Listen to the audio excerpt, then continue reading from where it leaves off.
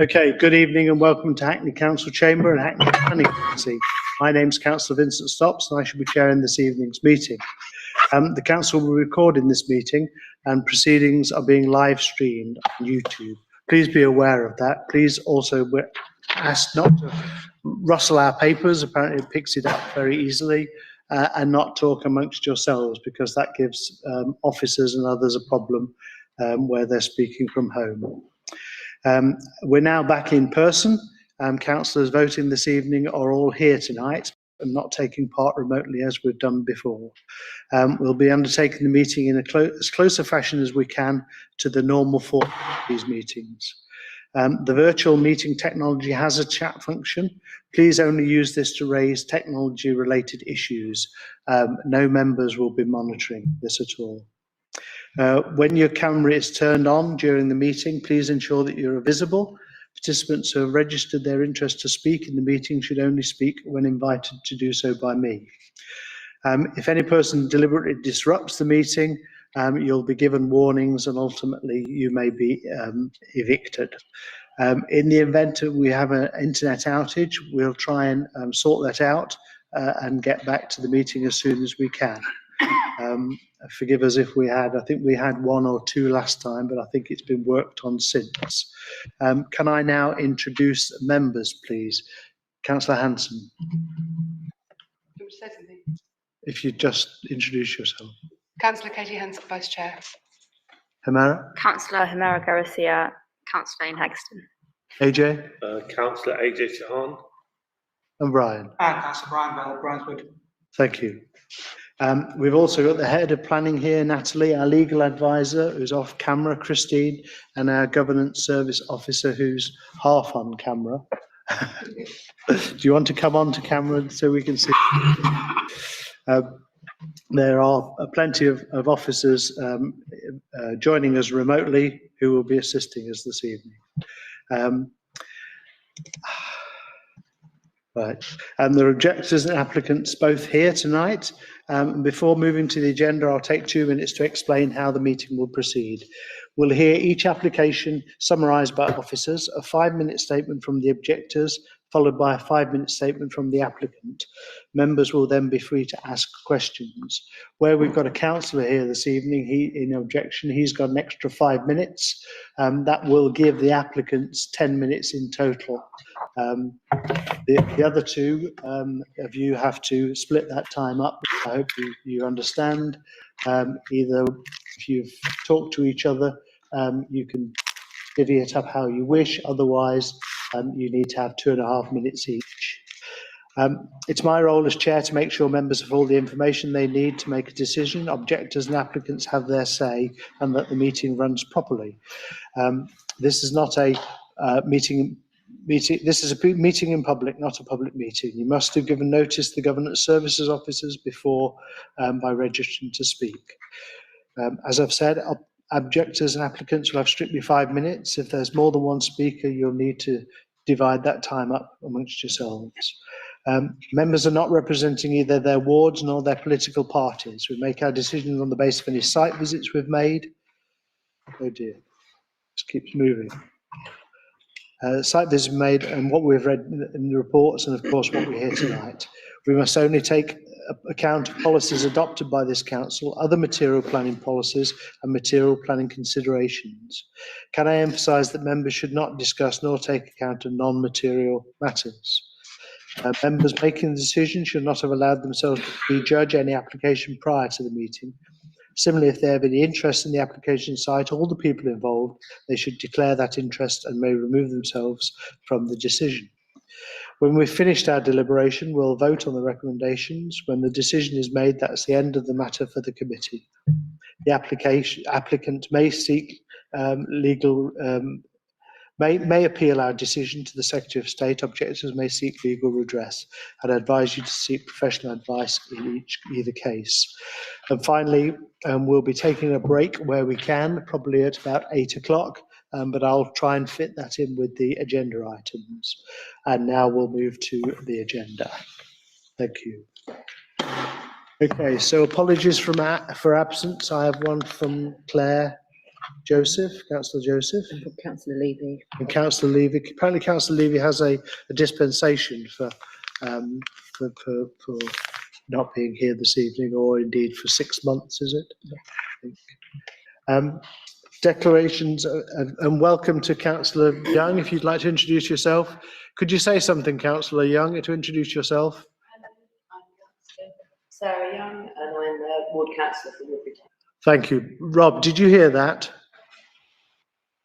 Yes. You heard that, okay. I'll just repeat myself again, Sarah. Please don't rustle your papers, don't talk amongst yourselves, and make sure you speak up, please. Apparently last time officers couldn't hear us very well.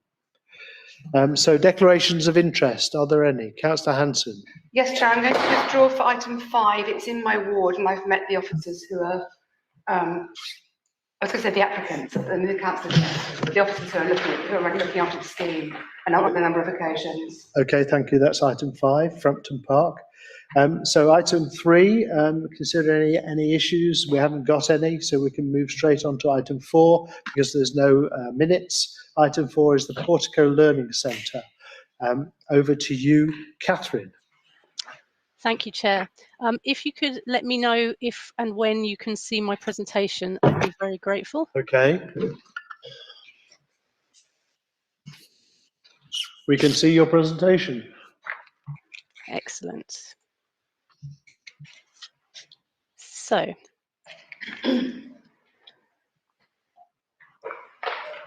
good evening. I'd like to draw members' attention to the addendum report, which includes details of additional representations received.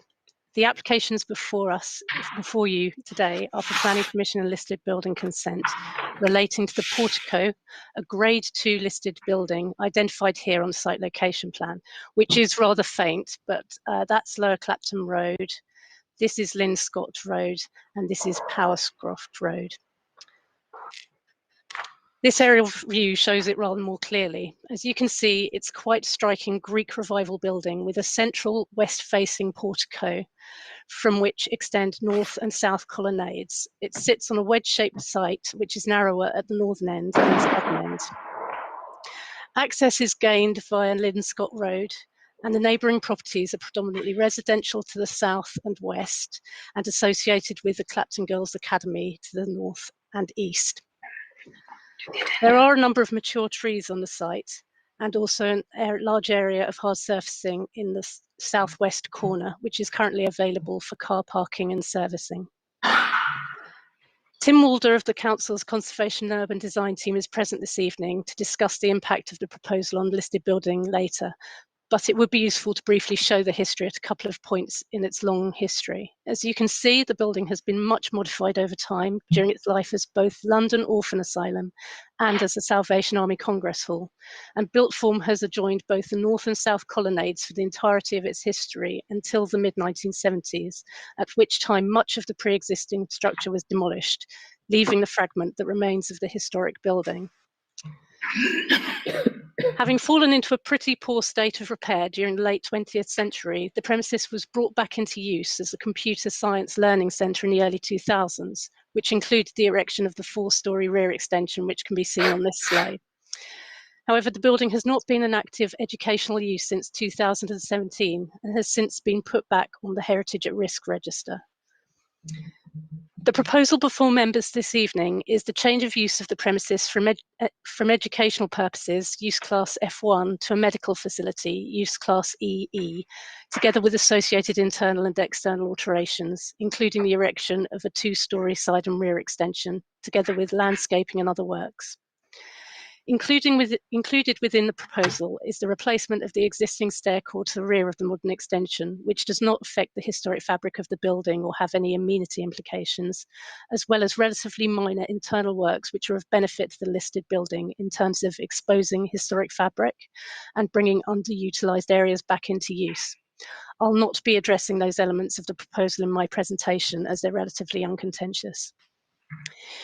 In terms of the principle of the change of use, as set out in the report, the premises would remain in use for the purposes of providing social infrastructure for which there is a demonstrable demand. The principle of the use is therefore acceptable in policy terms. The main element of the operational development is the erection of a 2-storey side and rear extension, which would be located to the back and side of the south colonnade here. It would be separated from the properties to the south by a landscaped buffer with a depth of approximately 3.6 metres, within which would be planted a number of native trees. Servicing areas would be located in the south and west of the site, on existing hard-surfaced areas currently used for car parking and bin storage and other related purposes. The lower ground floor plan shows the relationship of the proposed extension to the historic parts of the listed building. As can be seen, the extension would only adjoin the older parts of the building at the southern end of a colonnade, which reflects the historic form of the building footprint. The rear parts of the extension would be set back from the colonnade by 7.3 metres by a landscaped courtyard, which would allow visual separation and glimpses of the sky through the colonnade, as well as providing amenity space and light to the interior of the extension. The upper ground floor plan shows the access arrangements in addition to the internal layout. General access will be provided via the front steps and door. However, an alternative access for the less physically able will be provided via a winding path through the landscaped area in the north of the site, connecting with the northern end of the north colonnade. A separate staff access would be provided to the rear of the north colonnade. The disabled access is an amendment to the scheme, which, through omission of an entrance ramp proposed originally to be sited against the steps of the north colonnade, has resulted in the main concerns of historic England being addressed. It is recognised that the extension is fairly large in terms of floor area. However, this is a response to the operational needs of the NHS, and if necessary, the applicant is available to elaborate on this matter. The western elevation at the top of this slide shows the proposal in the context of the front elevation of the host building.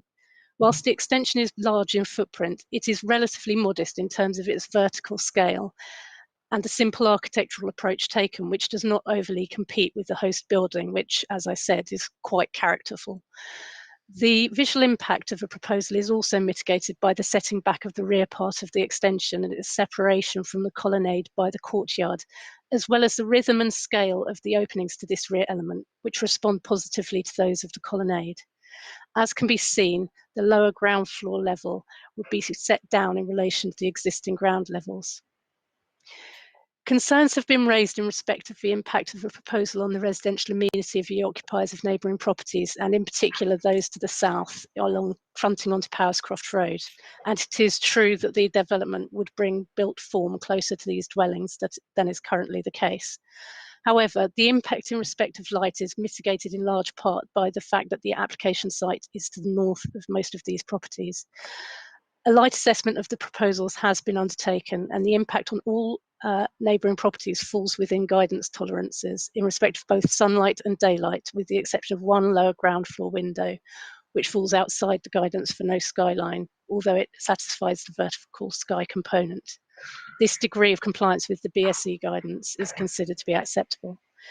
In terms of outlook, the relative height of the proposed extension is 6.3 metres from ground level within the neighbouring properties, with a separation distance of 10.3 metres, although this does vary due to the curvature of Powerscroft Road. And this, in an urban location such as this, is considered to be acceptable. In respect of privacy, no public access is proposed to the landscape belt along the southern boundary of the site, and a condition requiring openings to the facing elevation to be opaque, glazed and fixed is proposed. In terms of disturbance, there is no reason to expect that the proposed use would generate significantly more levels of noise than an educational use. Public access to the southern landscape strip would be restricted, and the bin and parking areas would be further from the boundary than is currently the case. Rooftop plant is proposed, however, this would be enclosed within an attenuation screen, as shown here. And the Council's environmental health team have confirmed that they raised no objection on the grounds of noise disturbance, subject to conditions as set out in the report. For these reasons, the impact of a proposal on residential amenity is considered to be acceptable, subject to the recommended conditions. The proposal would result in the loss of 8 mature and semi-mature trees, which is shown in these photographs. and this is regrettable. However, they are not protected by way of a TPO or by being located within a conservation area, and whilst attractive, are not of significant amenity value due to their limited contribution to public views. And my colleague in the arboricultural officer is available to discuss this further in detail if required. In addition, due to their age and species, the trees are of relatively limited biodiversity value, and the proposals include mitigation for their loss, including replacement planting of trees, including to the southern boundary, whilst additional tree planting could potentially be accommodated elsewhere in the site. It is noted that third parties have suggested that their loss could be avoided through reconsideration of the siting and scale of a proposed development. However, that is not what is before members for consideration. In terms of transportation impacts, the quantum of car parking proposed is a reduction on the existing on-site provision and includes 2 blue badge spaces and 2 electric vehicle charging points. And patient and staff cycle parking is in line with Hackney and GLA guidelines. So in conclusion, the proposed use is acceptable in principle. The proposal would result in less than substantial harm to the heritage asset and harm by way of loss of trees. However, this is outweighed by the substantial public benefits of bringing an underused asset, which is on the Heritage at Risk Register, back into public use for the purposes of providing public infrastructure. The proposals will have an impact on residential amenity. However, this is limited and largely mitigated through conditions and is acceptable. So for these reasons, subject to the conditions and legal agreement as set out on the papers, the applications are recommended for approval. Thank you. Thank you, Catherine. Before we move on, you've got an addendum. I think the consultation finished a couple of days ago, so... Chair, just to say we don't all have the addendum. There are only 2 copies. Don't we all have the addendum? Well, Mary doesn't have one. We don't have the addendum. I think because it's finished very... Is this the one that finished on the 4th of October, Catherine? That's correct. I wonder if you could go through if there's been any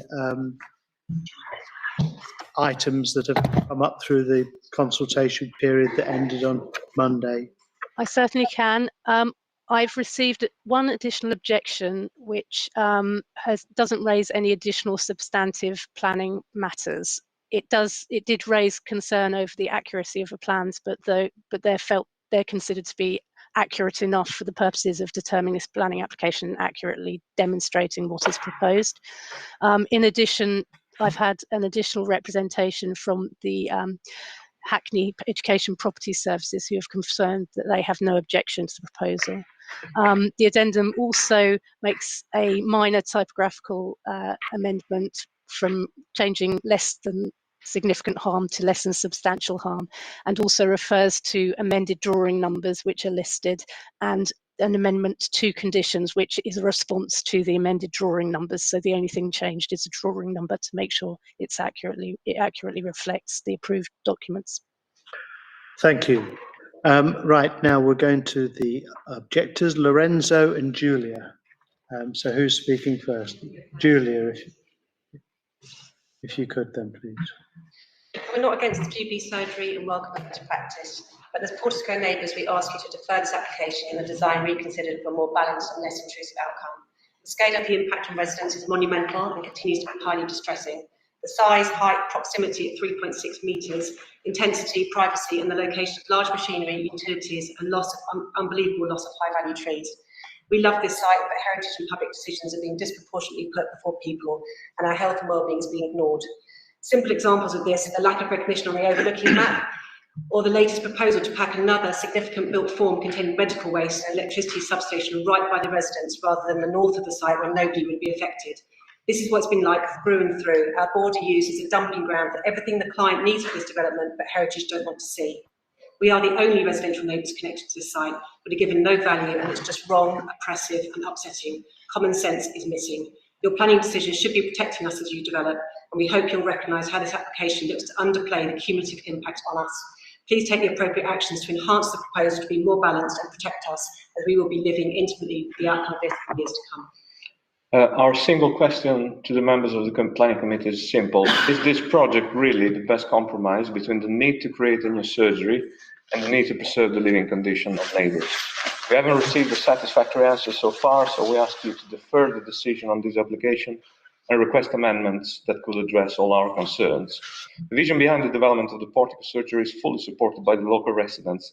The idea is laudable, but delivery is poor.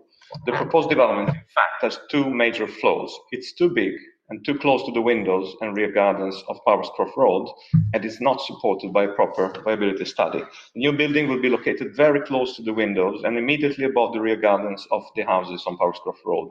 This proximity will block the outlook of local residents and make them feel oppressed. There is a solution to the problem created by the proposed massing, is to push back the footprint of the building further away from the southern boundary. For some reason, however, the applicant has decided to refuse to adopt this solution. This is quite surprising because many of the options explored at pre-application stage could have created new surgery and prevented negative impacts on neighbours. Instead, the applicant chose to plug on with this harmful distribution of volumes.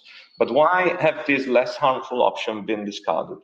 The applicant states that they were discarded because they were not financially viable, but they have not submitted a single line of evidence to back up this assertion. At the pre-application stage, the planning officer explicitly asked the applicant to submit a viability study to justify the final design choice, but the applicant has not submitted it. The design access statement is peppered with references to viability, but there is not any hard financial evidence demonstrating that this option is the best compromise between viability and impacts on neighbours. No comparison with other costs has been made. But what was the actual cost of the alternative design? Were this design cheaper or more expensive? Was the difference in cost extortionate or manageable and justified in this context? We don't know the answer to this question because we don't have any number in front of us. All we are asking the applicant to do is to show us the numbers, show us that this solution is really the one that strikes the best balance between costs and impacts on neighbours. After all, it's public money that will be spent on this project, so the public, including local residents, had the right to know whether the alternative options were really more expensive, and if they were more expensive, by how much.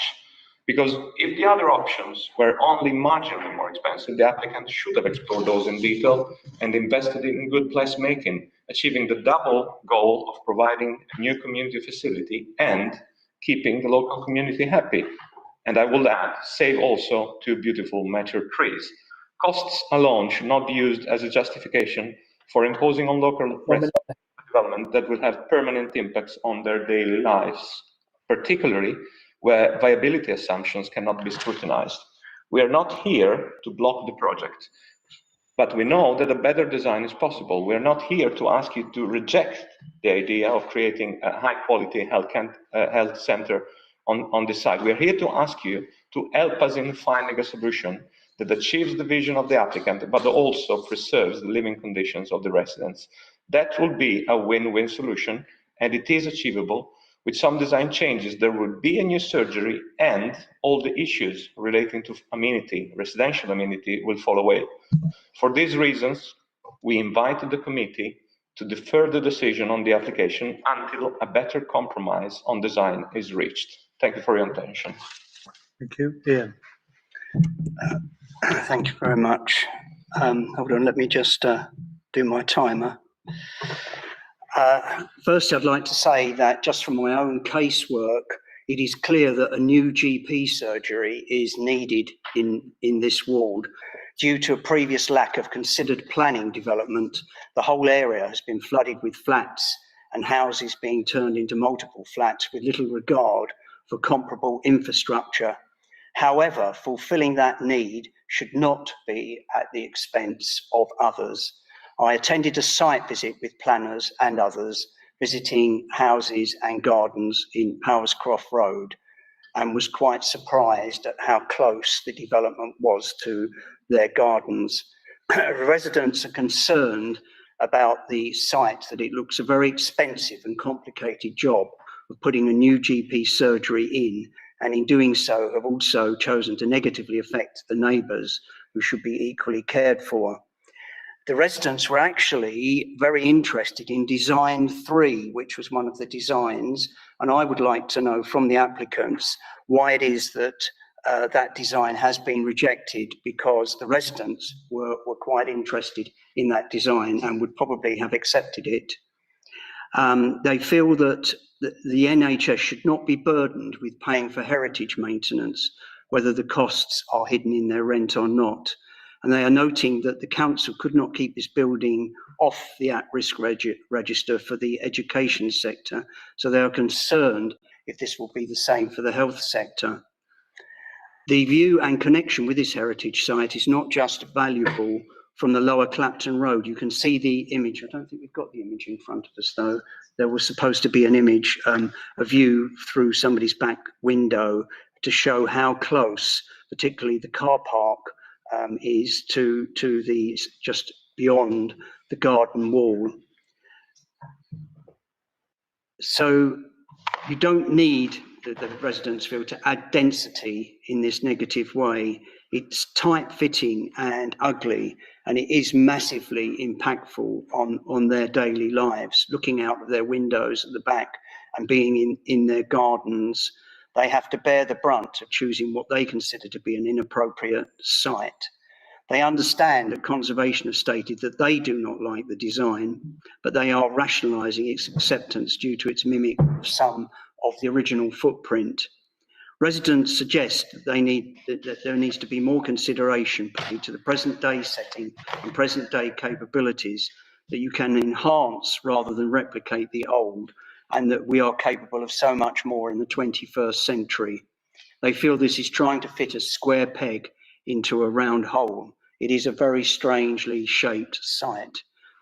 That they feel there should be a pause in the development and a step back and asking if this standalone project feels right.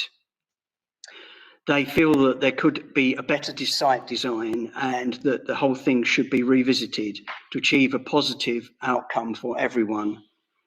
They continue to have concerns about overlooking, which has previously been mentioned, about loss of privacy and loss of light to their homes and gardens, and also the loss of trees on their site. Whilst some trees are not as wonderful looking as other trees, nevertheless, they are trees and they have been there for many years and are a part of the landscape as far as the residents are concerned. I will finish at that point. Thank you very much. And then we've got Councillor Kennedy and Jonathan, please. I don't know how you're going to divide your time, but you have 10 minutes between you. I'm going to very briefly introduce, Chair.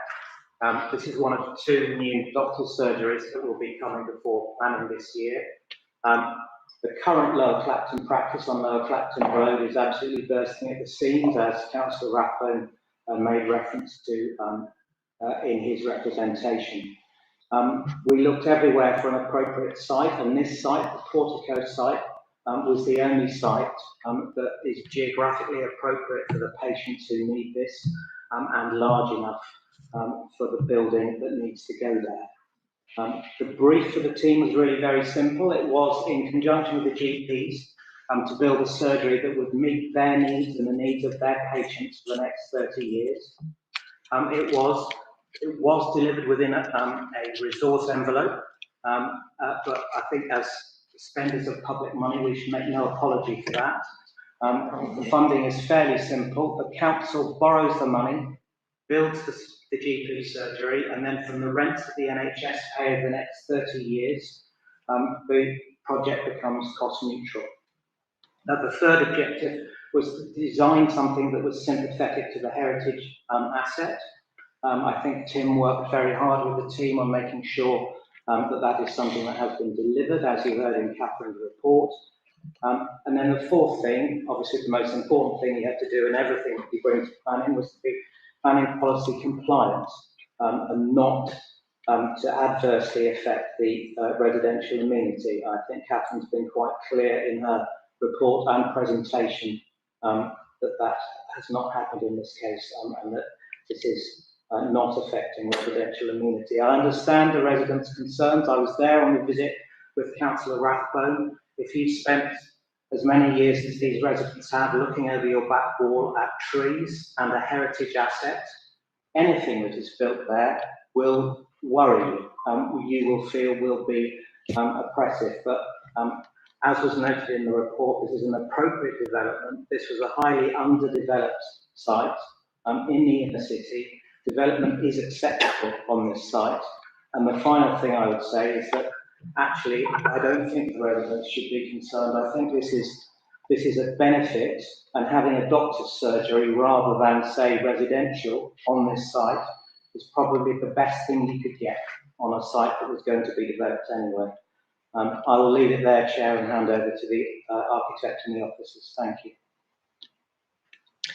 Chair, thank you for the opportunity to speak in support of the application this evening.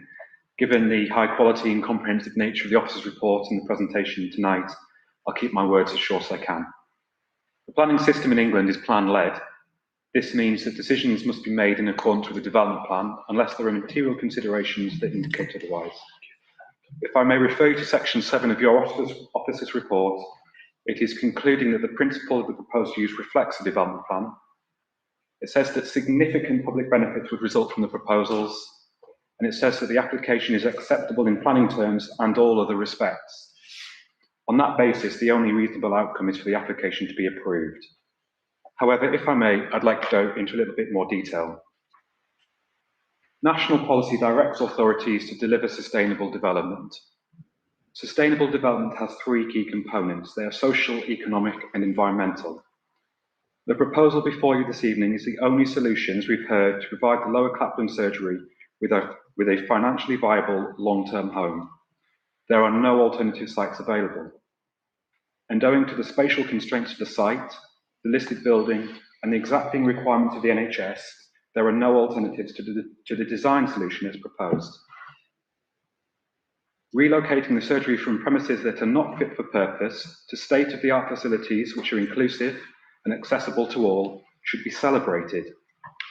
And being designed with the future in mind, the scheme incorporates flexibility to cater for growth in this size.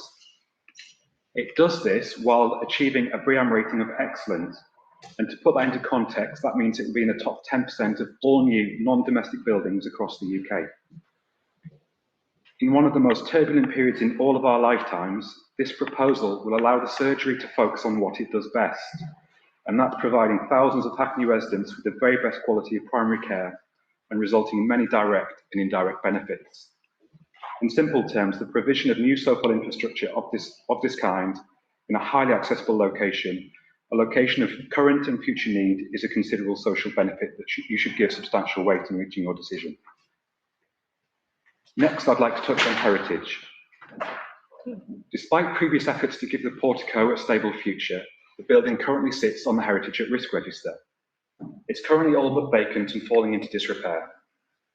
This scheme will bring the building back to life. It will give it an occupier for the next 20 years, guaranteed, and it will allow the public to see the building and to use it again. This everyday use is an opportunity to inform residents of the building's past and to safeguard its long-term future. Following an initial scheme of repair, which will not be a burden financially to the NHS, the building's occupation will give certainty to ongoing maintenance. In working alongside the design team, your officers have worked tirelessly to minimise the impact of the proposals on the significance of the listed building. And the statutory body Historic England has no objection to the application on heritage grounds. Finally, I'd like to talk about our engagement and reference some of the objections and comments this evening in particular. The applicant, design team and myself have worked hard to address the comments of neighbours and to reduce the impact of the scheme upon them. Owing to restrictions, we could only meet virtually twice, and following an invite from residents, we visited the properties with Councillors Kennedy and Rathbone. 3 key changes were made in response to the comments received and as a result of this site visit. To reduce the visual impact, the rooftop plant was pushed back from the boundary with Powerscroft Road. To reduce disturbance, the proposed access to the building was relocated to the north colonnade, and the cycle stores and patient garden have been moved. And to prevent overlooking whilst maintaining a high quality of space within the building, mitigation has been proposed on the most sensitive elevation. Section 6.4 of the officer report gives you a detailed assessment of the impact and in particular, but in summary, the scheme is acceptable in sunlight and daylight terms. The outlook is acceptable for a highly accessible urban location where development is actively promoted by planning policy. A noise assessment is reviewed by your council officers and is considered acceptable in planning terms. And following mitigation, there is no unacceptable impact in terms of overlooking and privacy. We've heard very briefly about views this evening. I just remind members that there is no such thing as a private right to a view. Government guidance is explicit for fine protection of private interests to come outside of the planning regime. So concluding on this point, your officers have independently reached the conclusion that the development is not unneighbourly. But we do recognise that providing activity on the boundary will have an impact on those living close, particularly during the construction phase. We've agreed to prepare management plans and to seek to manage the servicing of the site in particular so that impacts are minimised. We wish to work alongside the residents to realise the benefits the scheme will bring to the wider community. And we'd like to thank the residents for their involvement today. We very much hope that we can move forward together constructively. Members, to wrap up, this application delivers significant public benefits. It supports the development plan and it is sustainable in economic, environmental and social terms.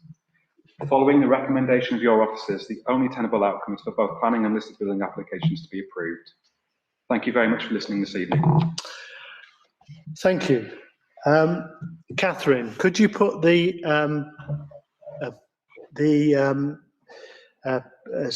aerial view up for us, please? If you could just bear with me a second while I find I will. it. Yep.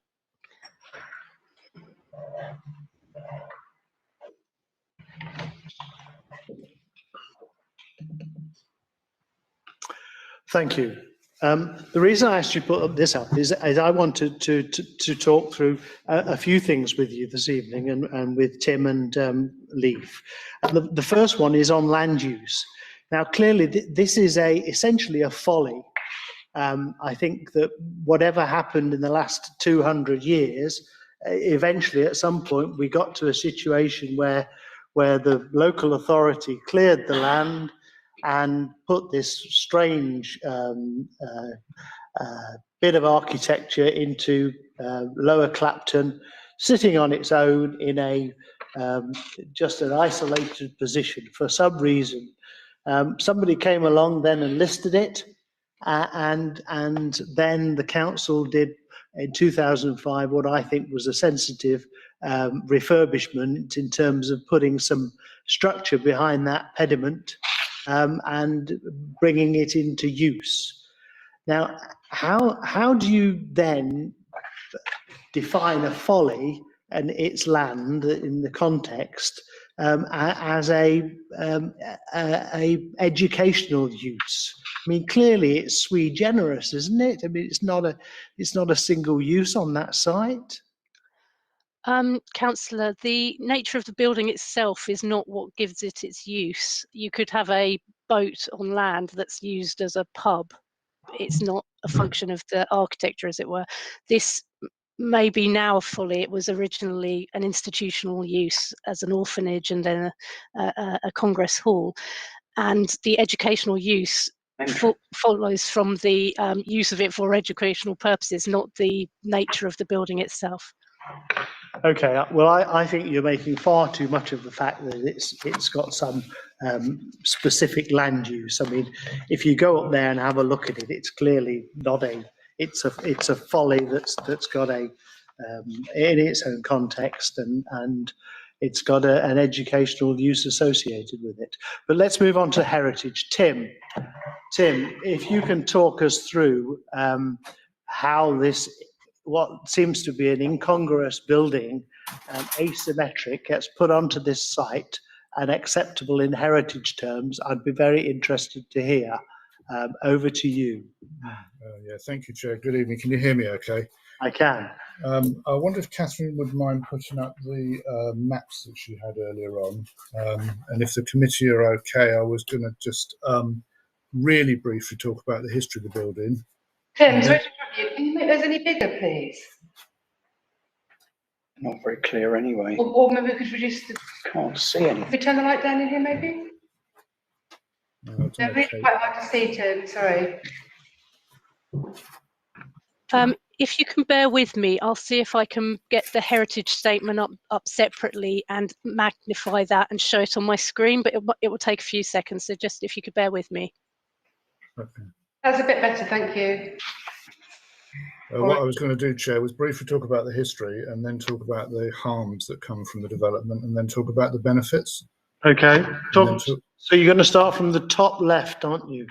Here we go. Okay. Okay. This building was built in 1823 or thereabouts, opened in 1825 as an orphanage in what would have then been more or less the countryside. It never looked exactly like that, but it looked broadly like that. And what we have surviving now is the portico, which is the tall front bit in the middle, and the north and south colonnades, which are those bits, sort of covered porches to the left and right. The other bits behind and the bits to the north and the south, which you can see on the left and right, were all demolished in 1976. Kate, if we could go to the next image, if we've got, yeah, so if you stop there. That bottom right image is it in plan, and you can see it at a different context, the bottom right one. The bit that we have left is the front bit. There was then a kind of courtyard, and behind the front bit there was a chapel.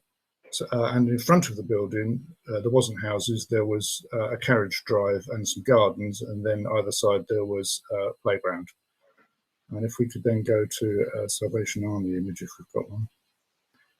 Right. This is the building in the 20th century. The Salvation Army bought the building and they covered up the courtyard with a big hall that seated about 4,700 people in 1882. And it stayed like that until 1976.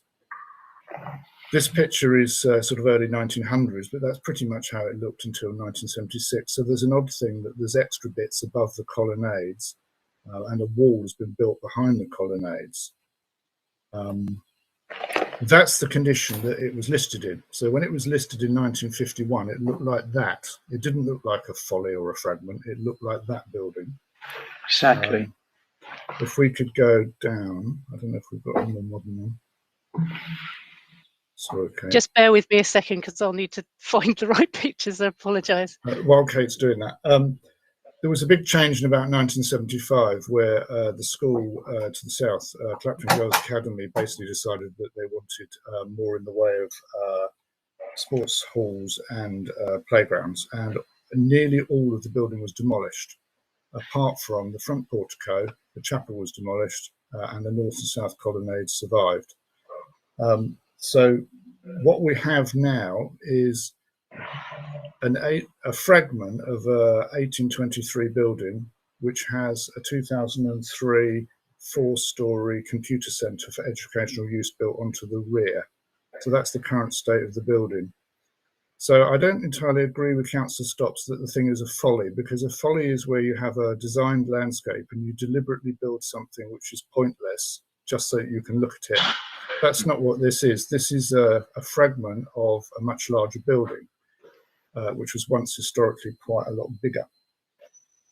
Talking in terms of the harms, we've worked quite hard at pre-application and application stages with the applicant to reduce the extent of the harm. There's there's actually nothing in the way of demolition of historic fabric. No part of the 1823 building is demolished. The stairs to the rear of the 2003 building are removed, but that's modern fabric. And the ornamental plasterwork, which you can see at the end of the south colonnade in the left-hand picture, is partially removed where the building joins on. So in terms of loss of historic fabric, there's very, very little in the way of harm. The harm from the extensions comes from the fact that the nature of the site as it currently now exists means that the extension is not symmetrical. I would have preferred a design which stayed completely symmetrical. The applicants changed the design so that it all sits at right angles. And that's definitely a benefit because that's the way the original building works.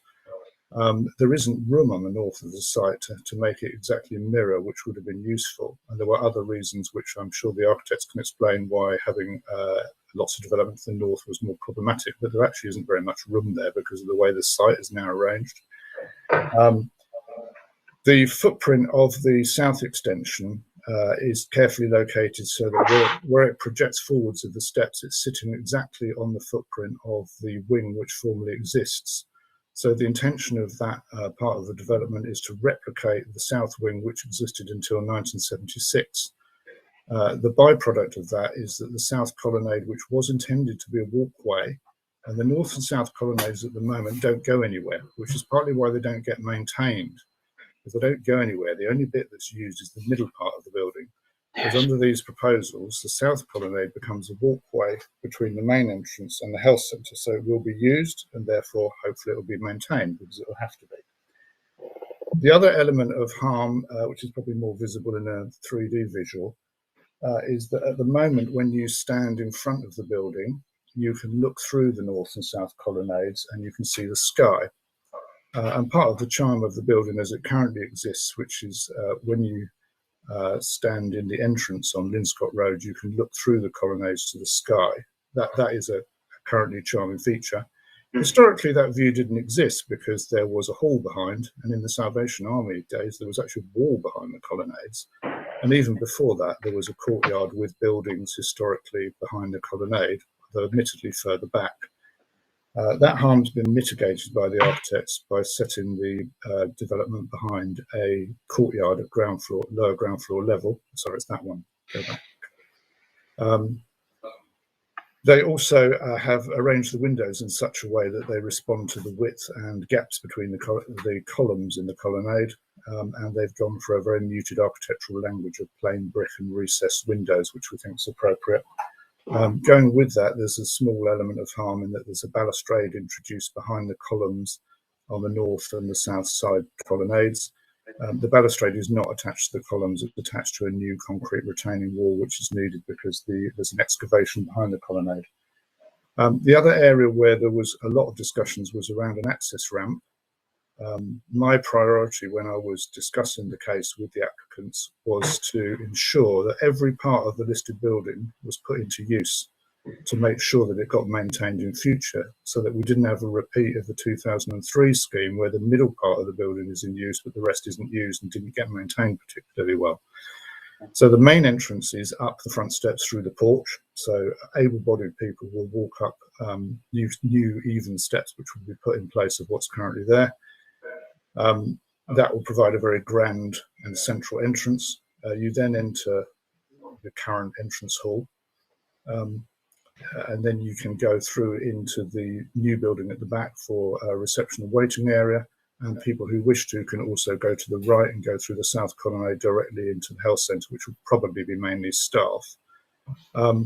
People who are in wheelchairs or have mobility difficulties will access by the curved ramp, which is an ingenious solution which prevented a much more harmful solution which was previously proposed, so that you will then go through the north colonnade on the level, up a small ramp and into the entrance hall. So bringing all of the building into access and into use is a key benefit of the scheme. The ramps have been revised such that Historic England and myself are now content with them. In terms of the benefits, the difficulty with the previous scheme was, although it was well designed, most of that work is retained. The computer centre is retained and slightly altered to become doctor's surgery internally, but the vast majority of it is retained. It's arguable that the amount of usable development wasn't sufficient to ensure the ongoing viability of the portico, because the portico is a very large thing which has fallen into disrepair at various points in its life and does have repair issues, and there will be a significant cost which perhaps the architects can speak to in terms of repair. So the scheme is designed so that a side benefit of getting the health centre is that the building gets repaired. That will result in its removal from the Heritage at Risk Register, and given that the building would be in a long-term viable use, it's hoped that it will continue to be maintained for the foreseeable future. There are some minor internal benefits. The scheme of 2003 blocked up access to various underground areas, which are actually rather interesting. Under the colonnades and under the front of the building, there are some quite large underground vaults, which were the antechamber. The front ones under the portico were an antechamber to a chapel. and the other ones were probably coal storage, but they formed long corridors under the colonnades. So the front centre areas are brought into use and will be seen by the public and better maintained. The north and south colonnades are both brought into use, which will help to ensure their ongoing maintenance. And there's going to be a scheme of heritage interpretation. So there'll be some historic panels which explain to the public the interest of the rather complicated history of this unusual building, which has been a feature of Hackney for 200 years. So there's a balance to be struck between the less than significant harm that the scheme causes to the building and the public benefits which arise from the proposal. The matter of the public benefits of the GP surgery, my colleague Catherine's alluded to. There are also public benefits in terms of removing the building from the Heritage at Risk Register and ensuring its ongoing viable use. And there are also heritage benefits to the repairs and other works I've referred to. On the views, obviously the setting of the listed building is a consideration. We've given careful thought to which views are relevant in consideration of the setting of the listed building. Our conclusion is that, like a lot of symmetrical Greek revival buildings, it was intended to be seen mainly from the front square on. It's a very symmetrical building. So we regard essentially the view from Lower Clapton Road and Linscott Road as the most significant view in terms of setting. The new development is largely to the right and won't be visible until you enter the gate, at which point I would argue that the new extension is considered by officers to be a muted and appropriate response to the setting of the listed building, which is considered to be of good design in terms of its actual materiality and construction. Thank you. So can I just finish this then with the architects, who's the architect? I'm actually the planning consultant, but I'll take the question. Okay, so the symmetry of the building. So we've had an explanation, a good explanation as to why we should accept that right-hand side extension. Why is it not possible to at least imitate to some degree on the left-hand side and make I think a much better job of the thing? Well, I mean, in simple terms, there isn't. When you look at the site plan, there isn't room at the northern end of the site to provide anywhere near the scale of building as we need to meet the requirements of the GPs themselves. There are also two of the most significant trees on the site are at that location, and they would be significantly impacted if you were to look to implement anything at that end. And within the design and access statement that we've submitted, there are various options I think that were alluded to earlier. And in respect of option 3 in particular, where we had a very large mass behind the entire building, the heritage impacts were considered to be much more significant for some of the reasons that that have been outlined by your conservation officer in terms of use and through the building in particular. So sorry, I mean, I'm not expecting the same of this side there. Clearly, it wouldn't fit. But could not the front element fit there without taking the trees out? I don't know where the trees are. And you wouldn't be able to get the access ramp through that northern colonnade. Yeah, you could do something. Tim, do you know anything about this? Why can't they do a symmetrical small, I don't know, square at the front there to at least mimic what you've got on the right-hand side? Sorry, are you thinking of having something behind the north colonnade? No, I'm thinking about having something to the left of the north colonnade that replicates the thing to the right of the south colonnade. Yeah.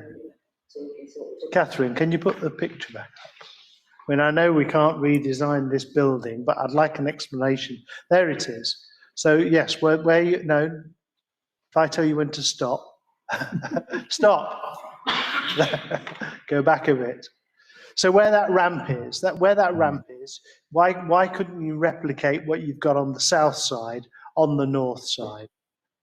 Well, you could.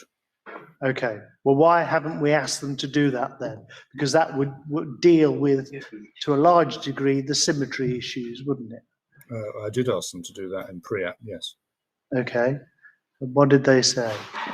The answer I was given was that, I mean, they can best speak for themselves, I think. Well, they can't. We haven't got an architect here. Okay, fine. Well, what I was told was two things. One was that in a clinical environment of consulting rooms and waiting rooms, you've obviously got access systems. They didn't want to have the development scattered all over the site because it would have involved long corridors. And they'd end up with bits of development up the other. Basically, they wanted to have most of their rooms fairly close together to reduce walking distances, bearing in mind some of these people are not terribly mobile. And also the doctors are busy people who don't want to be wandering around lots of wings. And what was also said was that the budget for the project was fairly tightly constrained by the NHS district auditor. And that one of the considerations is the ratio of clinical space to the ratio of external walling. And that if you spread the development around the site, you're increasing your ratio of external walling to your ratio of clinical space. And there was also a ratio concerned with the amount of clinical space and access and circulation areas. And they didn't want a situation where these circulation areas became out of proportion to the clinical areas. During pre-applications discussions, I did make some very crude suggestions as to where different things would go to try and achieve symmetry, although complete symmetry is impossible because of the shape of the site. I accept that. They did explore that, and I think it's in the design and access statement, and I was told it would cost an extra £800,000 and was therefore, would destroy the viability of the scheme, which was considered to be marginal. I'm reporting what I was told. Agent, is that the case, do you think? Is that fair? Yeah, that's a very fair summary, and because of the way that the lease works, which maybe Burrell, who is effectively the officer that's leading on this from Property Services, will be able to explain. It would render the project dead, and it wouldn't be delivered, and therefore the surgery wouldn't be provided. Is that right? That is correct. Design-wise, it's always been led by the operational requirements of the surgery and the NHS and its health building notes, which pretty much take design to a certain extent, size of rooms and so forth. Okay, that's disappointing. Any more questions? I've got some questions for the tree man, Leaf, over there. But if others have got one to have a word, please do. Katie. Oh, I had a couple of questions for objectors. Councillor Rathbone, you said this was an inappropriate site. Do you mean you don't think it's an appropriate site for a doctor's surgery? Yeah, in terms of what they've designed, not inappropriate for a doctor's surgery, if you see what I mean. So you said it was an inappropriate site. Do you mean an inappropriate design? Yeah. Thank you. And the lady who spoke first talked about large machinery. Was that during construction or? The plant movements on top in that way. The plant movements on top of the building, you mean? Sorry? The plant on top of the proposed building you're talking about? The machinery. Thank you. On top of the building. Thank you. Any more? Sarah, please. On the end of that, is this the same area as the electricity substation that you were? Different. That was put in. I just saw that in the most recent submission. That wasn't noted before. That's also looks like it's 3.6 metres with medical bins and a very large. So it's significant. What's it called? A significant built form. And they don't want to put that on the north, even though that wouldn't affect anybody over there. So could I ask the planning consultant, the electricity substation, I don't fully understand from looking at the pictures where it's placed at the moment, but it's clearly upsetting locals. Yeah. How did you consider putting it elsewhere? Why does it have to be there? Can you answer that? Absolutely. Is it possible to put a plan on the screen, please? And Chair, just to add to the end of my question, could the planning officer please tell us about what plant is proposed to go on the roof as well? Yeah. Yes. Did you hear that, Catherine? Yes, certainly. I'm just getting the presentation off, if you can bear with me a second. And Jonathan, I don't know if you want to discuss the electricity substation first, and then I'll move on to the rooftop plant if you wish. So in the bottom left-hand corner of the site that you can see there, there is, in effect, there is a bin store. We have to provide that. for storing waste, and it has to be accessible for management of the site, and it's always been proposed in that location. We've actually considered that to be to some extent a benefit, because it will screen the parking area that sits beyond it to the north. The electricity substation is and it's correct to say that that was added in later. It was. That's arrived as a result of design development and working with UKPN, who late in the day informed us that there wasn't sufficient capacity, and so that's something that has to be provided. There are certain permitted development rights in terms of substations normally. There is a question about whether that would exist here because of the listed building, but we wanted to be totally honest and transparent and just flag that's where it would be proposed. When I was speaking earlier, I referenced that we previously had cycle storage in that location as well. That's been relocated to the north beyond the colonnade to move it as far away from residents as possible. And indeed, we also previously had an access point into the new building directly opposite, facing the substation and bin store. And again, there are two reasons for moving that. One is a heritage issue, and the second is that we think that it moves the key movements as far away from the residents as we possibly can. So, sorry, the end of my question was, did you consider putting it somewhere that would be less offensive to residents? So the residents live along the left side. They do, yes, yeah. I mean, in operational terms, it won't have a great deal of impact on the residents because it's a box that sits there, and as I say, it moves people as far away from the residents as possible. So I mean, we could potentially look at placing it elsewhere if that was something that you would like us to do, but I'm not sure it would really offer any benefit to the residents. We'd like you to put it all in a symmetrical box building at the other end, so it would make some sense of this whole story that Tim's told us, I think. Okay, let's do the trees, shall we? The roof plant. The roof plant. Sorry, Catherine. Sorry, and just to also add that, as Jonathan said, the substation was introduced as an element very late on. It's not actually included within the scope of the application. It's just indicative at this stage. It's expected that there may well be a subsequent application to formalise a substation once the development gets underway. In terms of rooftop plant, this is probably best shown on this section. So this is a section through the southern part of the extension. The rooftop plant would be located here, so it would be set back from the side elevation here by approximately 3 meters, I believe. It mainly is air source heat pumps, that kind of thing, and it would be enclosed by an attenuation screen, which has been the subject of a noise assessment, which has been scrutinised by the environmental planning officers. It wouldn't be visible from the front elevation because the front has a parapet wall, which screens the whole of that rooftop plant, plus the additional area here, which would actually be a living roof. Chair, can I just ask the objector, were you objecting to the visual appearance of rooftop plant or potential noise or something else? We're objecting to both because the volume and the proximity of that rooftop plant and also of the rest of the building on that side is very close to the neighbours of Powerscroft Road. All we're saying is step it back, step the whole thing back. When you say the rooftop plant, do you mean the plant itself or the wall that screens it? Both, because the rooftop, the wall is set back, still very close, and the building below it is the major issue for the residents, which is right next to the boundary.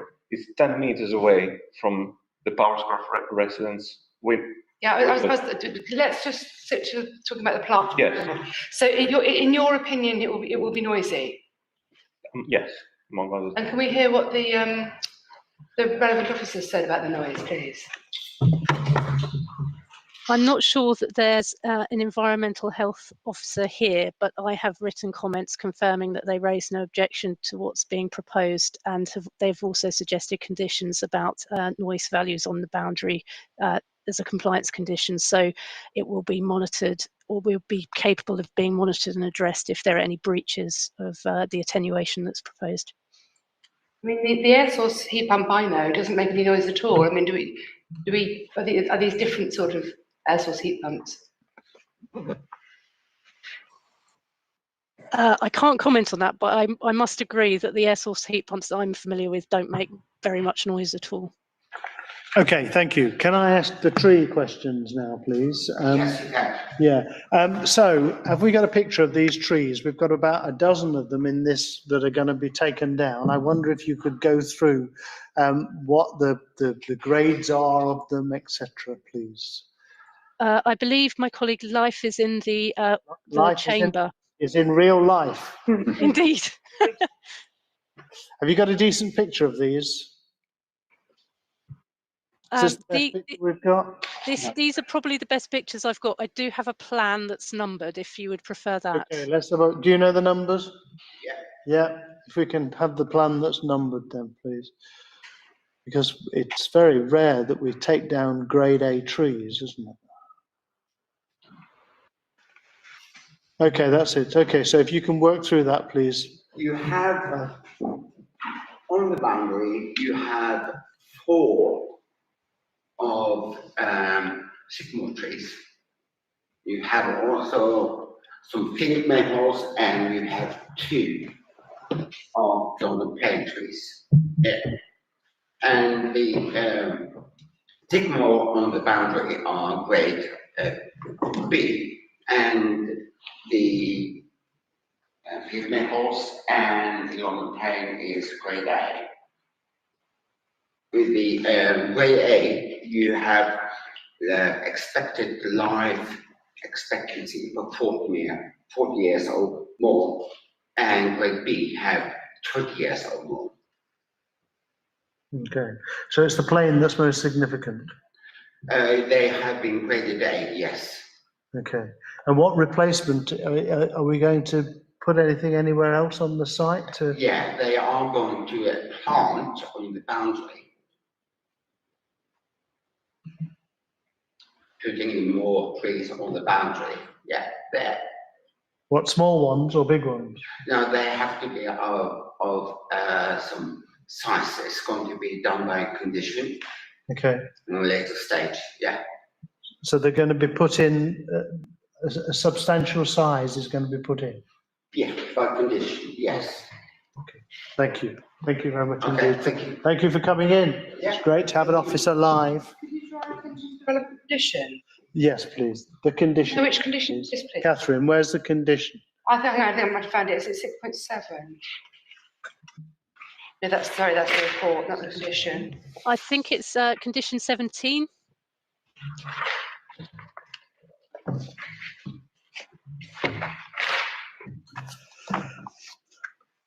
.8.1.17 in the report, I think. Thank you very much. 8.1.7. Got it, thank you. Right, nice.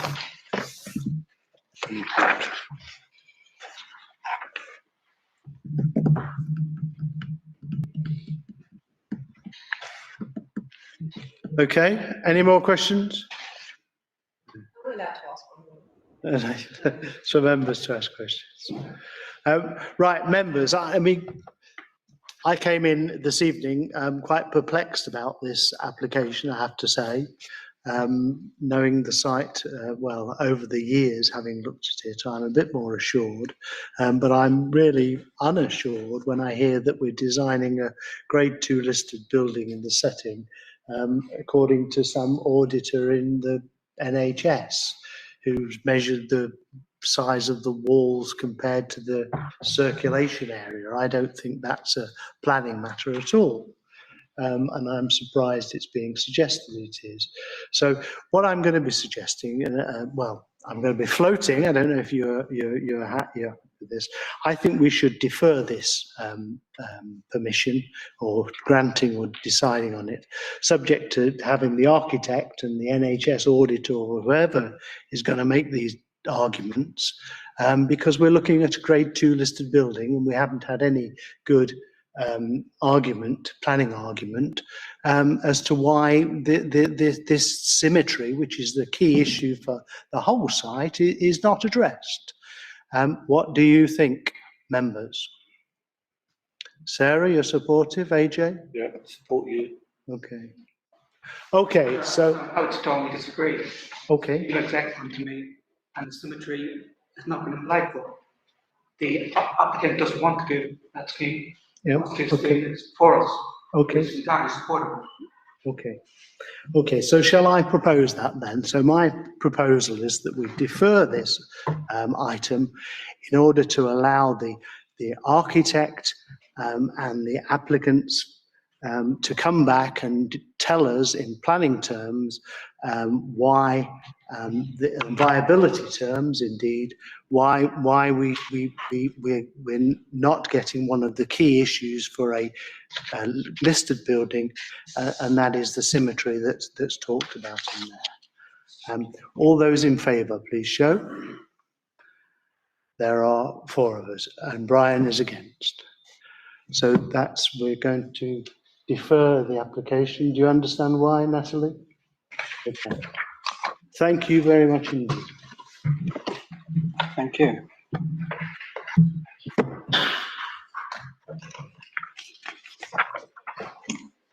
So Chair, I'm sitting out 5, but I'll come back for the last 2 if you want. Okay, item 5. Let's have 5 minutes break on that. That was a fairly difficult decision. So we'll come back at 10 to 8, please.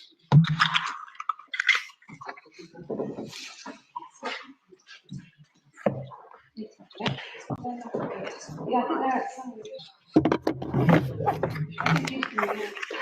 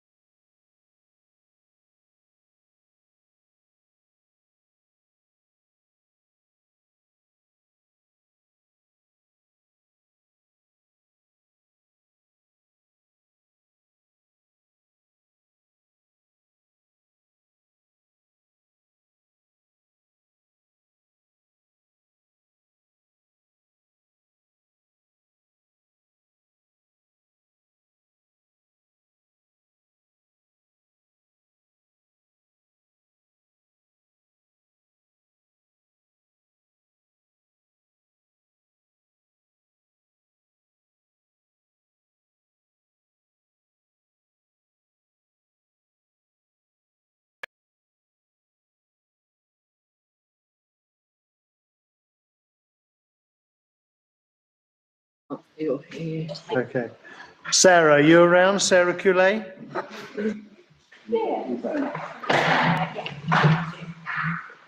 Yes. Sarah, hi. Nice to see Hello. you. Thank you. Thank you for tuning in. Okay.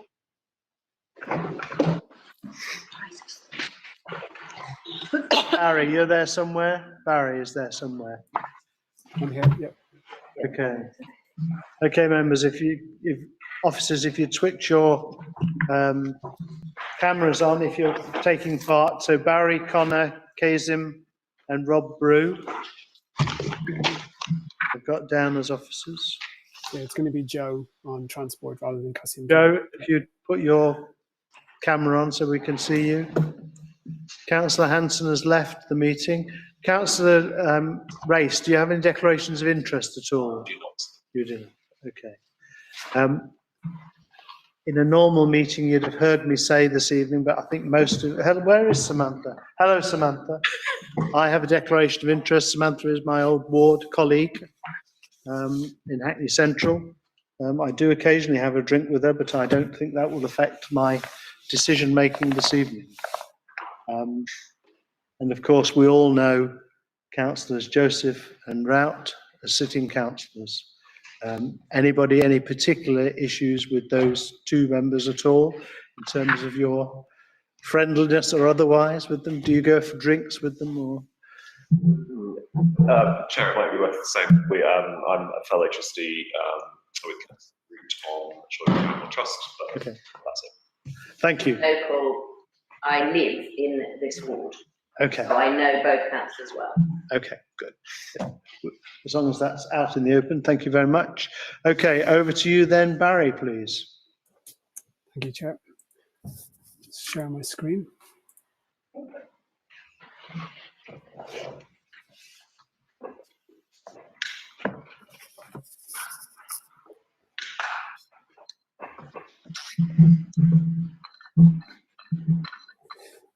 Okay, can you see that? Yep.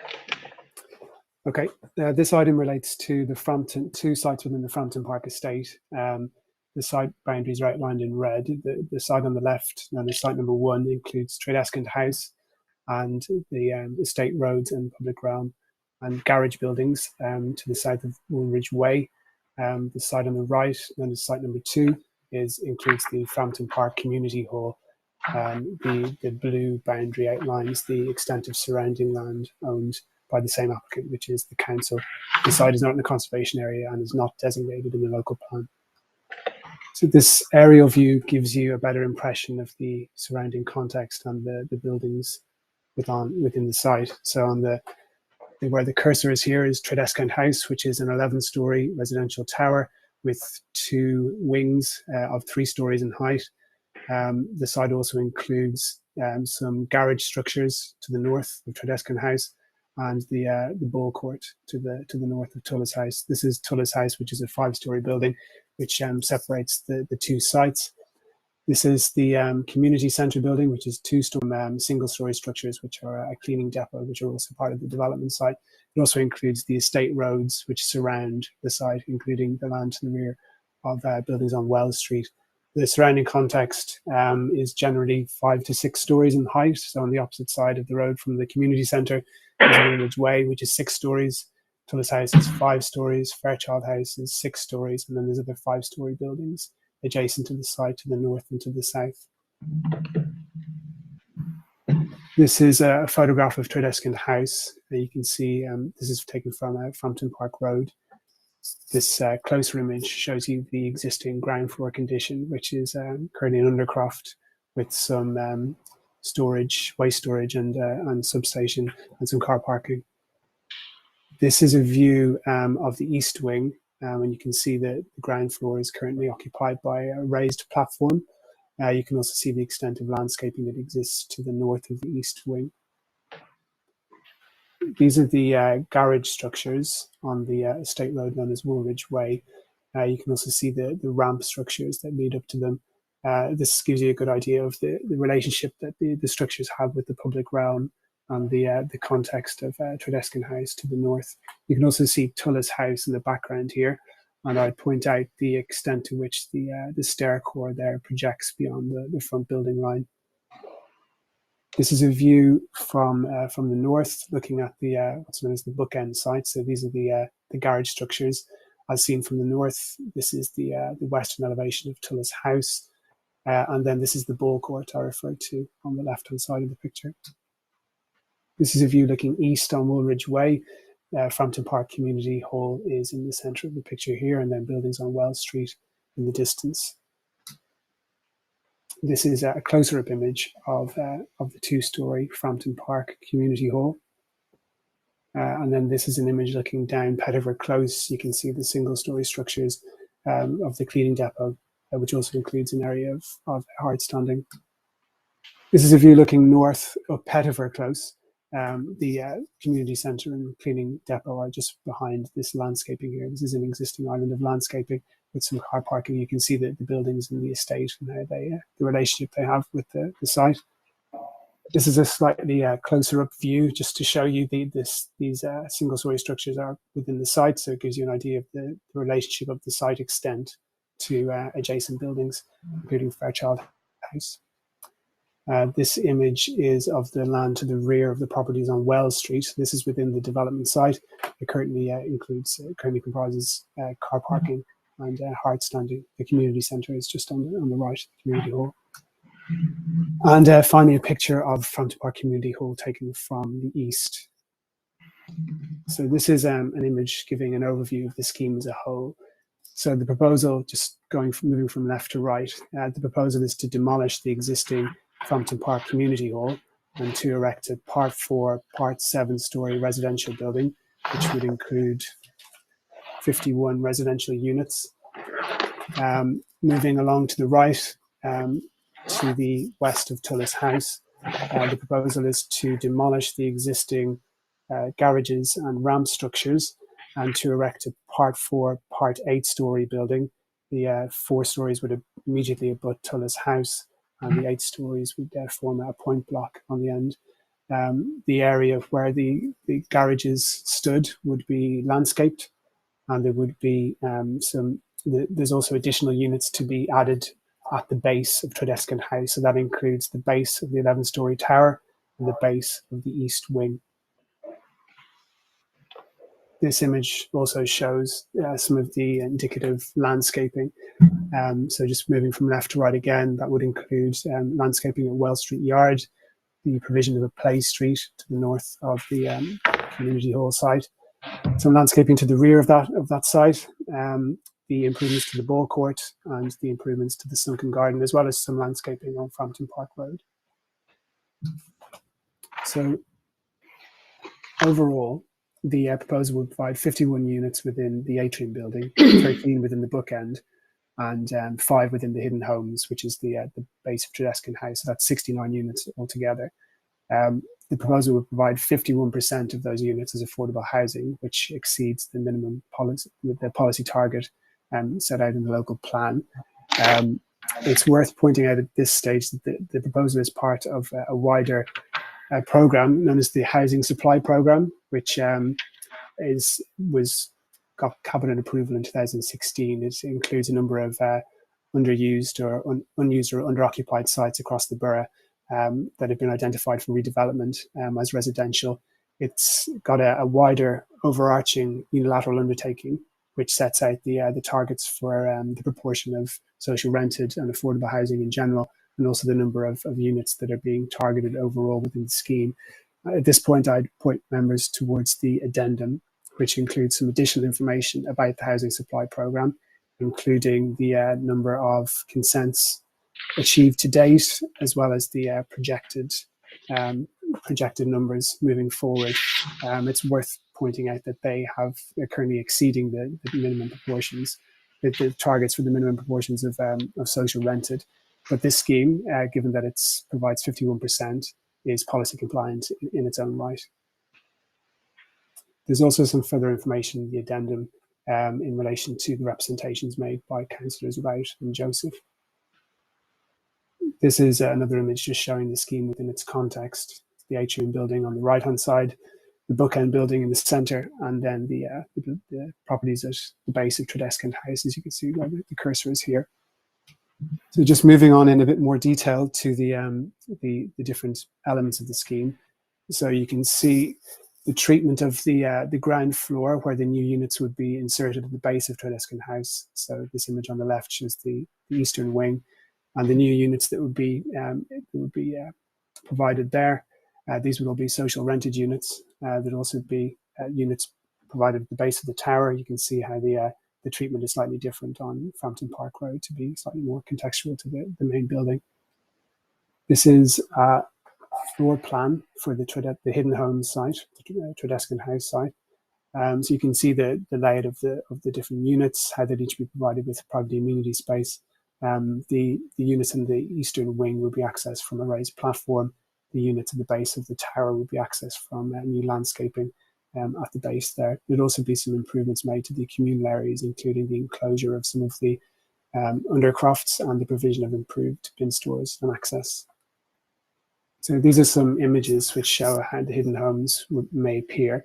So you can see the treatment materiality to be used at the base of Tredescan House, and also the relationship that the new landscaping would create with the new homes and the existing context. The image on the left is from the platform access to the eastern wing, which is also accessed from these stairs here.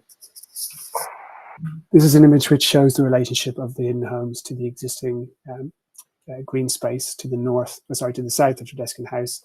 There would also be direct access from the raised terraces in these units onto that space. So moving on to the second part of site number 1, which is known as the bookend building. As I mentioned, it's 4 stories where it abuts Tullis House and raising to 8 stories above. It's got projecting balconies providing private amenity space. The principal access is from the estate road known as Woolwich Way to the north. This is some floor plans for this building showing indicative layouts. The ground floor layout includes 1 residential unit with private amenity space to the south, along with cycling and waste storage. And then this is an indicative floor plan. This is the first floor plan showing the layout of the units and the floors above. This is an image showing how the building would appear within its context. You can see the projecting balconies and the different elevational treatments on the different elevations to address the different contexts on each side. You can also see the proposed public realm improvements. This is known as the Sunken Garden. So this image shows the wider landscaping improvements as part of Site 1. That's the image on the left here. The Sunken Garden I mentioned is in the centre of the image. It also includes the ball court and the space to the west of Tredescan House, which would provide some amenity space for the new units there, and also some defensible space to provide some privacy to those units. The Sunken Garden would also have a function of being part of the sustainable urban drainage provision on the site, with one of the swales introduced at the base of the Sunken Garden. You can see this section showing the extent to which it falls into the base of the bookend building. There'd also be an existing desire line through the site preserved through this diagonal route, which allows access to the wider estate from the northwest. So moving on to site number 2, this is the south elevation of the Atrium building, which shows you the height of the building within its context. It's 7 stories, or part 4, part 7. And also you can see the treatment of the entrances to the building. So there's floor plans to come, but this gives you an impression as to how the entrances would look at the ground floor level, and the sort of sense of arrival that's been created there. This is the floor plans for the Atrium building. So again, the ground floor would have the cycle storage and waste storage as well as a plant, but there would also be some residential units which are accessed directly from Wells Street Yard, and also one on the corner here helping activate the ground floor plane. There'd also be some duplex units which have one of their floors in the corners here. This is the first floor, but it gives you an idea of the indicative layout, this distinctive oval atrium, which is a feature of the scheme, and the way that creates some quite interesting layouts on the floors, on the upper floors. So this image gives you a better impression of the form of the building, which is quite distinctive. 4 stories at its base, with the 7-story taller element, you can see how the Atrium building acts as a shared access, a form of deck access to the development as a whole. The image on the right here is an impression as to how that might look with some landscaping. This is the landscaping plan for site number 2. Just starting with how the ground floor of the Atrium is illustrated quite well in this image, and you can see the extent of communal open space that would be provided in the Atrium. Due to the need to achieve secure by design accreditation, it's necessary to have controlled access to this space, which effectively is an access lobby, but would have a dual function of providing some amenity to the residents of the block. Other landscaping proposed in site number 2 includes the Play Street to the north, the Well Street Yard to the east of the site, and some improvements to the landscaping to the south, including the removal of the fence around the island site here, and some additional landscaping on the forecourt to the south. This is an image showing that forecourt to the south and that entranceway that I mentioned before. Also, it shows you the bench has been introduced here to create some activation of the ground floor frontage, and the manner in which the landscaping will be undertaken to the south. This is an image showing the new Play Street to be introduced on the northern side of the Atrium building. It also shows you the relationship between the proposed building and existing buildings on Woolridge Way. This is an image from the corner of Wells Street and Caston Road, and it gives you an idea of how the building would appear within its wider context, in terms of its scale and massing, but also in terms of how this distinctive atrium, cut-out atrium feature would appear in the landscape is quite a characterful element of the scheme. And this final image is looking west from Wells Street. It gives you an impression as to the relationship between the Atrium building and surrounding buildings, including the buildings in Woolridge Way to the north. It's acknowledged that the separation distances between the Atrium building and Woolridge Way, and also Fairchild House to the west, are just 30 metres, which is relatively close, but it's noted that that relationship does exist elsewhere in the estate. And overall, the design of the building and its relationship to its context is considered to be acceptable. The form of the building has been shaped so as to minimise the daylight sunlight impacts, which are considered to be within acceptable limits. The standard of design overall is considered to be high, and the extent of public realm improvements that are proposed are significant and will be one of the key benefits of the scheme as a whole. So, as I mentioned, the proposal involves the loss of the existing community hall, our Frampton Park Community Hall, which is site number 2, where the cursor is here.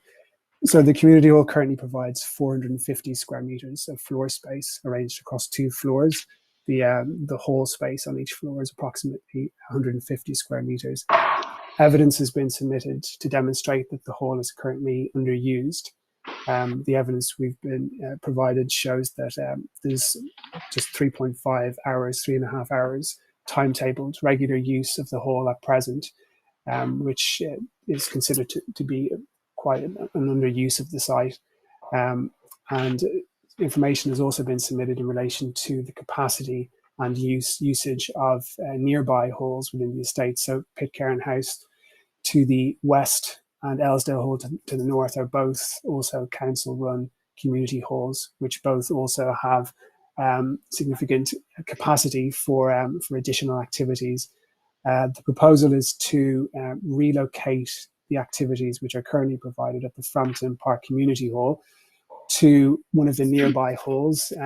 Of the 2 that have been assessed, Aylesdale Hall has been considered the most appropriate, given that it's so close to the existing site, quite a short distance, a couple of minutes walk, but also the layout of the hall is more appropriate to the type of activities that need to be relocated.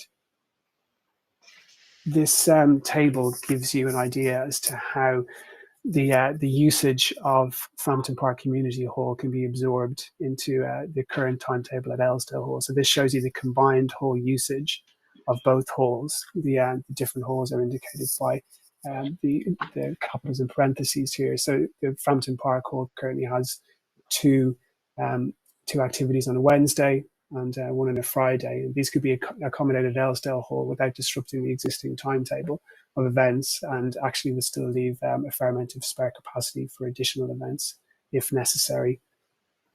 So although there is capacity for the activities currently at Frampton Park Community Hall to be reprovided at Aylesdale Hall, it's also proposed that a contribution of £250,000 be provided to improve and extend Aylesdale Hall in order to ensure that the replacement facility or the alternative facility is of an acceptable standard. So this shows you an existing and proposed floor plan. The existing floor space at Aylesdale Hall is about 130 square metres, 40 of which is hall space. The proposal would be to extend the hall to increase the floor space by around 20 metres and the hall space by about 24. So you can see the extension here. It will provide a larger, more consolidated space, which would be appropriate for the type of uses that need to be accommodated here from Frampton Park, and also the intensity of the uses in terms of the number of people who usually take up those activities.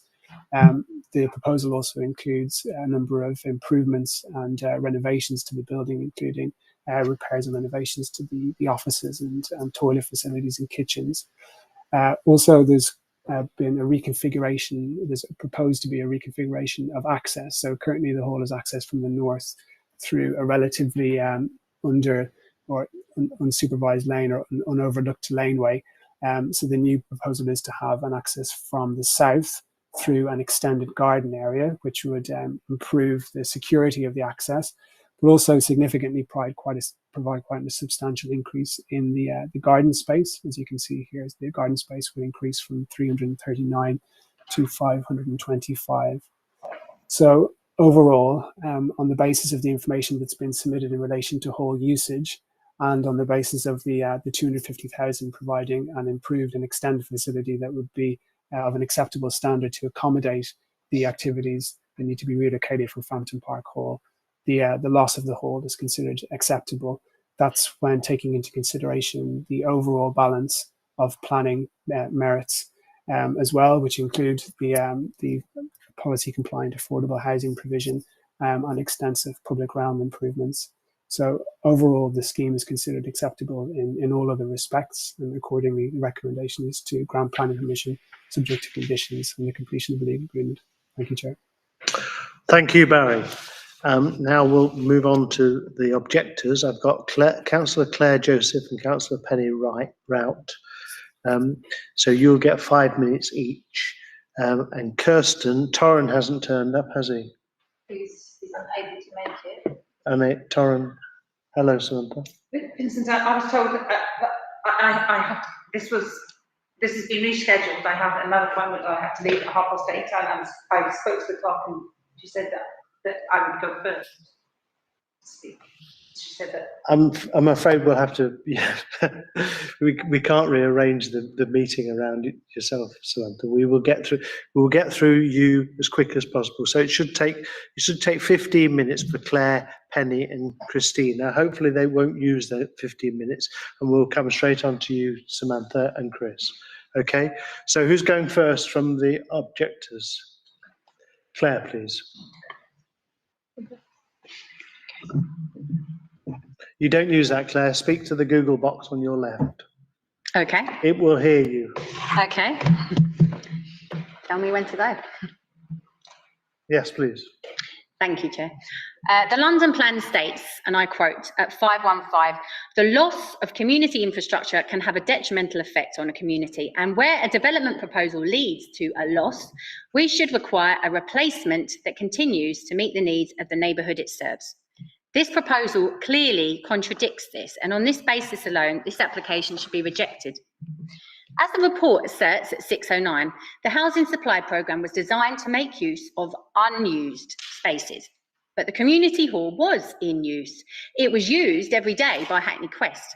If there was any underuse afterwards, it was probably due to the fact that residents were no longer able to book the hall as it was removed from the online list, the telephone booking number on the main entrance went unanswered, or residents were told it could not be booked because of noise complaints. and perhaps also due to the fact that the hire rates were up to £376 a day. The TRA said the bingo club would have preferred to use the hall but had to squash into the Aylesdale instead. Even if we were to accept that the hall was underused, the London plan clearly states that unused or underused facilities should be brought back into use. I'm sure if we put our heads together and really tried, we could come up with ways of generating more interest in the hall, say reducing hire rates rather than demolishing it. And even if you think it is justifiable to knock down the hall to build housing, the London plan says we need a replacement. So what is this replacement? Well, we've been offered £250,000 to refurbish the Aylesdale hall. How does the space compare? Well, the two-storey community hall is 451 square metres. I mean, I would guess that the Aylesdale hall is no more than 50 square metres. We were told tonight that it was 40, and then I saw another figure of 130. So I don't know where that comes from, but there were no measurements given in the report. There were no photos either of the Aylesdale, but if there were, you would see that as well as being small, it's riddled with asbestos and vermin, has a poorly designed entrance, and it wouldn't be appropriate for youth activities or for more than one event at a time. £250,000 is not enough to develop it into anything comparable to the community hall. This estate has got more than 3,000 residents, so they need proper facilities. This is supported by the NPPF at 8.93, which says we should guard against the unnecessary loss of valued facilities and services. The report and local plan say it may be acceptable to lose community infrastructure if, after a year of active marketing, the facility is no longer required. But can we honestly say that we have spent a year actively marketing this hall? I mean, should we go ahead and destroy a community hall when we have problems with youth crime and exploitation in the area? The officer's report says the development proposals do not raise any equality issues. That's at 6.102. And there is no evidence to suggest that the loss of the hall would affect one protected group more than another. But our community members in Hackney often have several protected characteristics. I mean, who do we think is using community halls on Hackney estates? It's not the most privileged members of society. This provision is for those who need it, who may not be able to access or afford the new shops and bars in the borough. We must protect the community spaces that we have. The population on Frampton Park is increasing as we infill again and again. It's reasonable to assume that we will need more, not less, community space in the future. Another area of concern is the design of the atrium. With just 13 metres separating it from its neighbours, it's too close and it spoils the character of the estate. It's also self-enclosed, built around a private courtyard. I mean, we're told it's a lobby, but it's a gated open space which other residents won't be able to use. This feels unfair. As planning colleagues will know, it's actually very rare that a TRA sends such a strong objection regarding a council-led scheme. I think it's time we listen to people living on this estate about what they want to see. And when this application was deferred, we hoped it would come back with a better offer, guaranteeing a replacement for the hall. But nothing in this report has changed except conditioning, allowing further work to be done to the Aylesdale if the residents manage to somehow raise the money themselves. The project manager promised a report into funding streams the TRA could look at, but 2 days before planning, when I wrote this, it had yet to appear. Please reject this application and suggest the applicant comes back with an increased offer for at least replacement community facilities. This shouldn't be something that's decided later down the line. It should form part of this plan. Make no mistake, these are material planning considerations. Thank you. Thank you. Penny, please.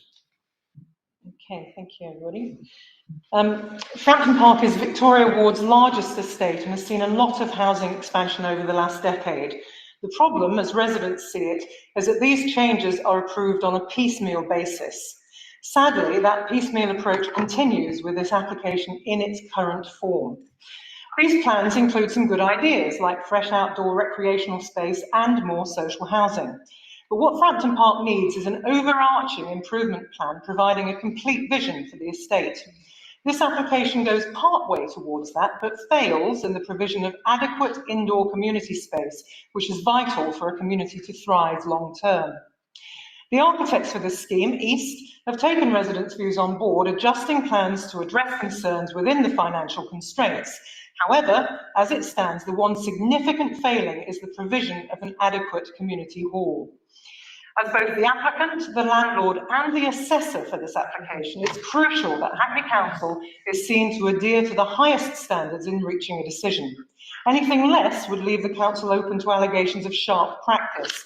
So I urge the committee to consider very carefully whether the application truly meets the standards required by Local Plan Policy LP8 and London Plan Policy S1F regarding community facility replacement. I challenge claims made in the Community Uses Report, and I believe the justifications for the loss of the community hall are actually incorrect. The report takes current usage as its benchmark, failing to acknowledge that all 3 community halls on the estate have been historically underused. Each, in different ways, is not fit for purpose. The large community hall has an inaccessible main space with no lift.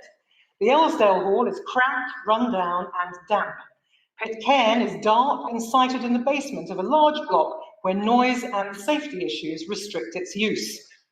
To rely on figures showing how these halls have been used in recent times is misleading in terms of community need and community demand. Additionally, for some time pre-pandemic, bookings were restricted for the main community hall, so the usage benchmark is misleading. The Community Uses Report at 615 also falsely claims that Hackney Quest's youth provision for the estate's youngsters has remained the same since it was removed from the community hall in 2018.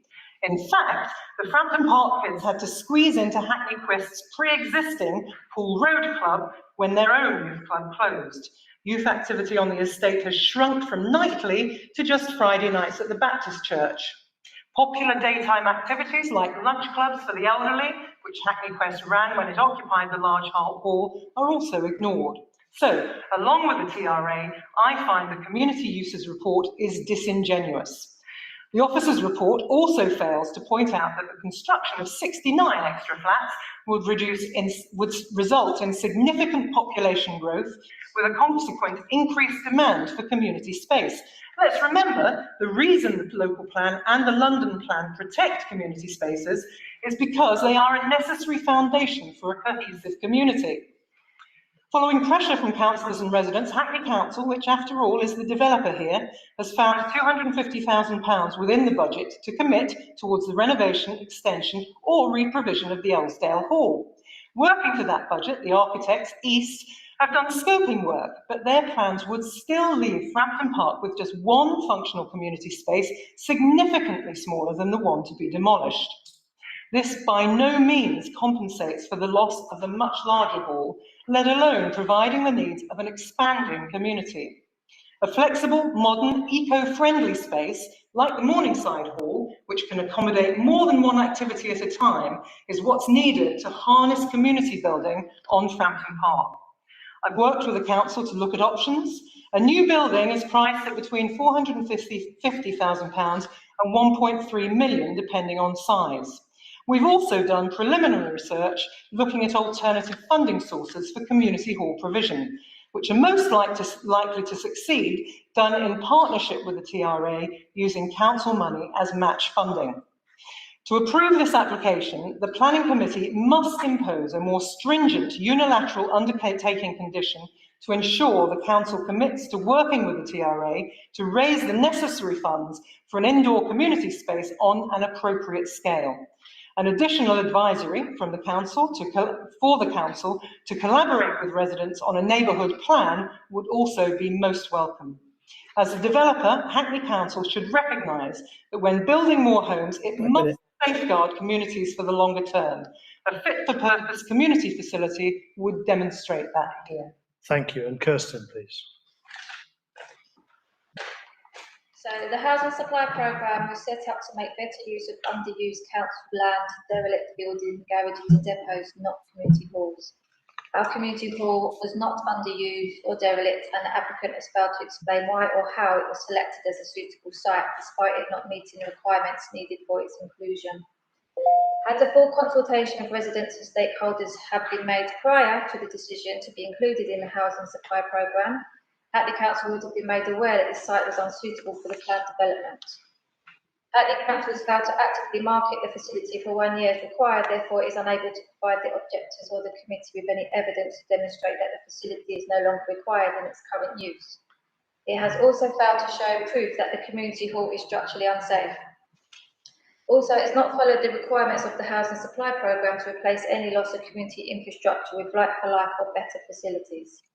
The development will leave our estate of 3,000 plus residents with severely inadequate community facilities and keep it contradictory to Hackney's local and infrastructure plans. The community hall provides help and support for the local population, increasing the life chances of the young, the disadvantaged and the elderly residents. The most important duty of this planning committee is its requirement to decide all planning applications are in accordance with development and local plans, irrespective of the applicant. Any application not in line with Hackney's local plan should not be passed by this committee. The demolition of the community hall would be a travesty. The proposed development on the Frampton Park Hall site is going to have a significant detrimental impact on the residents in the surrounding flats. The developers have recognised the importance of light to health and well-being and have designed the flats to maximise this. This development will overshadow the flats in Woolwich Way, reducing the natural light in flats which already have minimal lighting due to their design. This will impact the quality of life to the residents who live in these flats. I would like the council to give equal importance to those residents already living in Woolwich Way and the surrounding flats and not give preference to residents of the new development. The design brief was to build in a housing estate and the proposed plan is to gate off the new development to help prevent antisocial behaviour. This is artificially going to create a division within the community which has already suffered with the closure of the community hall and a resulting loss of youth services. I feel we should be creating inclusive neighbourhoods rather than further alienating members of the community and creating social exclusion. The developers have included a play street in the design. While provisions of areas for children to play are welcomed, I have serious concerns that this design means the street will be able to be used day and night as it cannot be closed off. This will encourage antisocial behaviour by older teenagers, particularly since we have already deprived them of structured youth services. I would like the council to rethink these plans and consider the views and requirements of the local community and the impact this development will have on their health and well-being.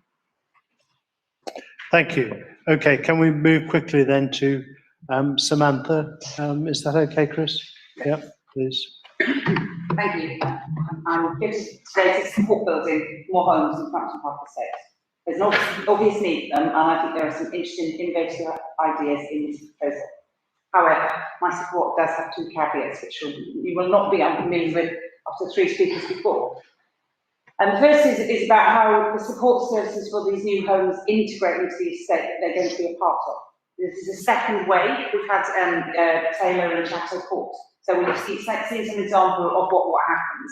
And what I'm talking about now is like new bike sheds, like bins and bike sheds, which don't sound like big things, but we can't have existing residents looking at community facilities that are not available to them. So we can't have a kind of building in of them and us about these new bits that are going to be part of the estate. We have to make sure that we plan these across the whole estate, so that as money is available to upgrade existing facilities, they're done in a way that it's not jarring about, oh, these are the new bits and these are the existing bits. I think that's really quite important for the cohesion across the estate. My second caveat about my support is around community hall provision.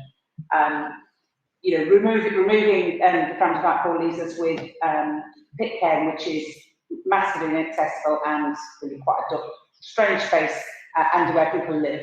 So, that restricts its usage. And Elsdale Hall, which is dilapidated, tiny and full of asbestos, it really is quite dreadful.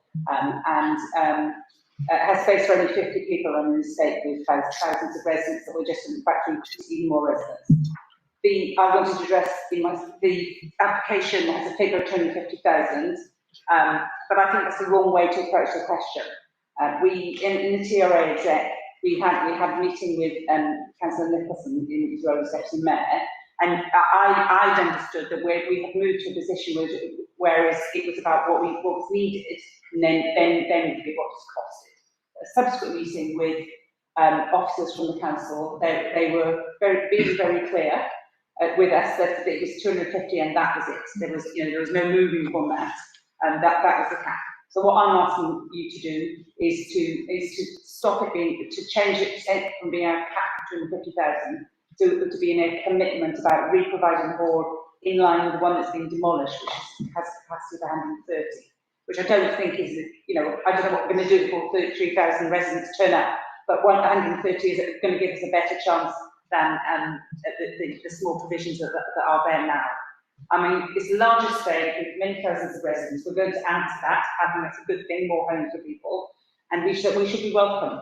But I think the council is making a mistake if they build new homes and they don't build the community infrastructure.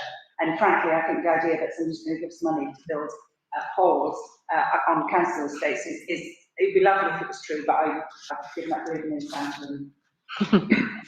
So that'd be something we really should put on our Christmas card list. So I'd like you to reflect that it'd be good for the scheme to go ahead, but we have to have the facilities to support this further increase of residents, very welcome though it is on our estate. Thank you. Chris, supporting. Thank you, Chair. Okay. At the beginning of this year, 16 families who were already living on the Frampton Park estate moved into brand new, high quality homes for social rent, built on the site of the former Frampton Arms pub. They moved because they needed more space for their families or because they had health difficulties that meant their existing home was no longer suitable. The 16 homes that they vacated were let to 16 of the thousands of households on the council's growing waiting list. Now, few people would think that repurposing that land to help address one of the greatest challenges that Hackney faces was the wrong thing to do. However, there are many more families on the Frampton Park estate who are still waiting for that same opportunity. That includes 14 households who are classed as being in urgent need of an alternative home.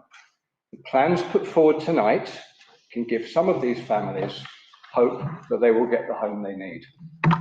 Now, I'm proud that in spite of the huge challenges in delivering new council homes, compounded by the pandemic, compounded by Brexit, we're delivering exactly what we set out to do. We're delivering exactly what the council's ambitious house building programme sets out to achieve. Now, of course, we recognise that these homes shouldn't come at the expense of the wider estate, and through extensive engagement with local residents and stakeholders going back to March 19, these plans tonight deliver on that commitment. Now, we've heard that the proposed loss of the Frampton Park Community Hall is a concern for some local residents and is a material consideration for this application. And that's why we're clear that the mitigation that we've provided meets planning requirements. But more importantly, our proposals ensure that improved community space on the estate after the scheme has been developed will be of better quality than it is today.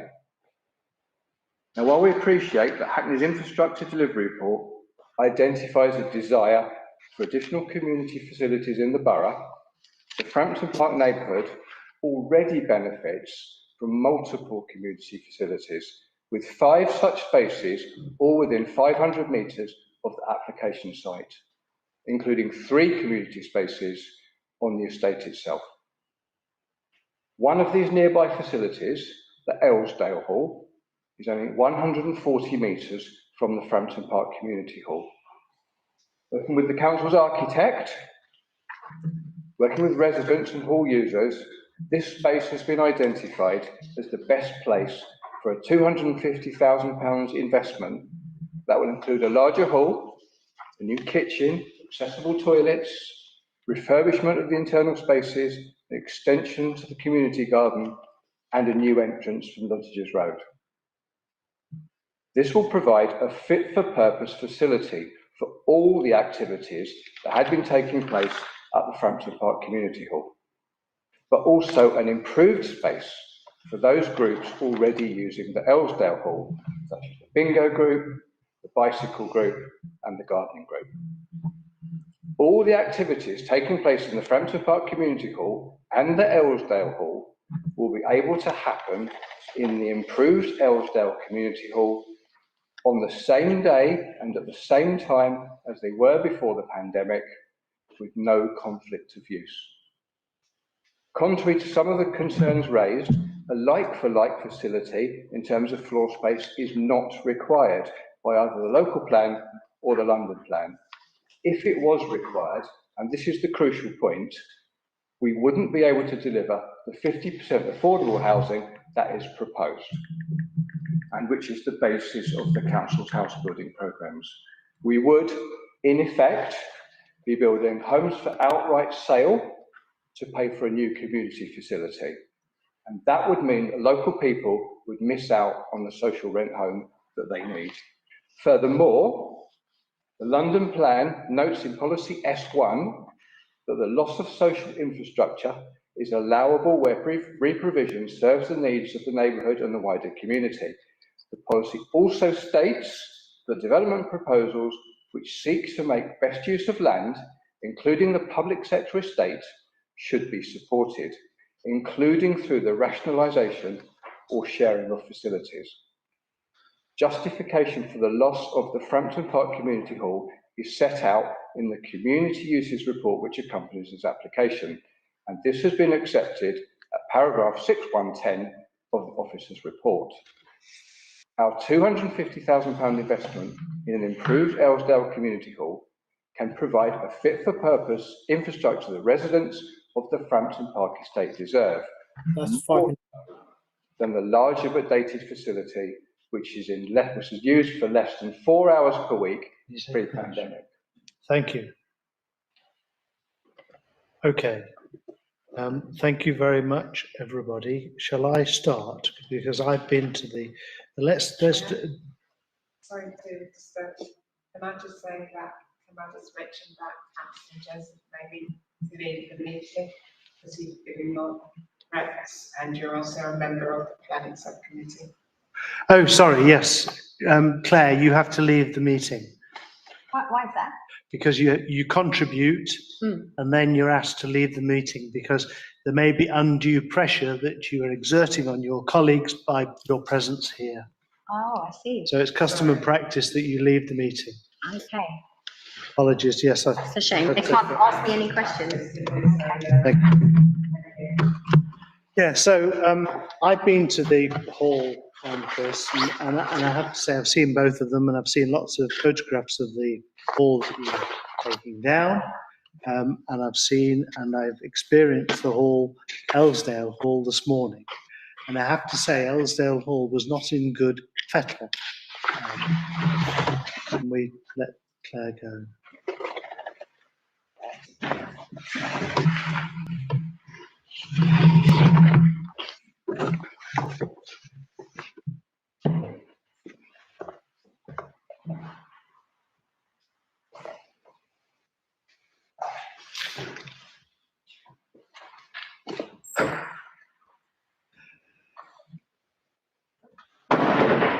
So the problem I have is with this 250,000 and the scale of what that's going to deliver.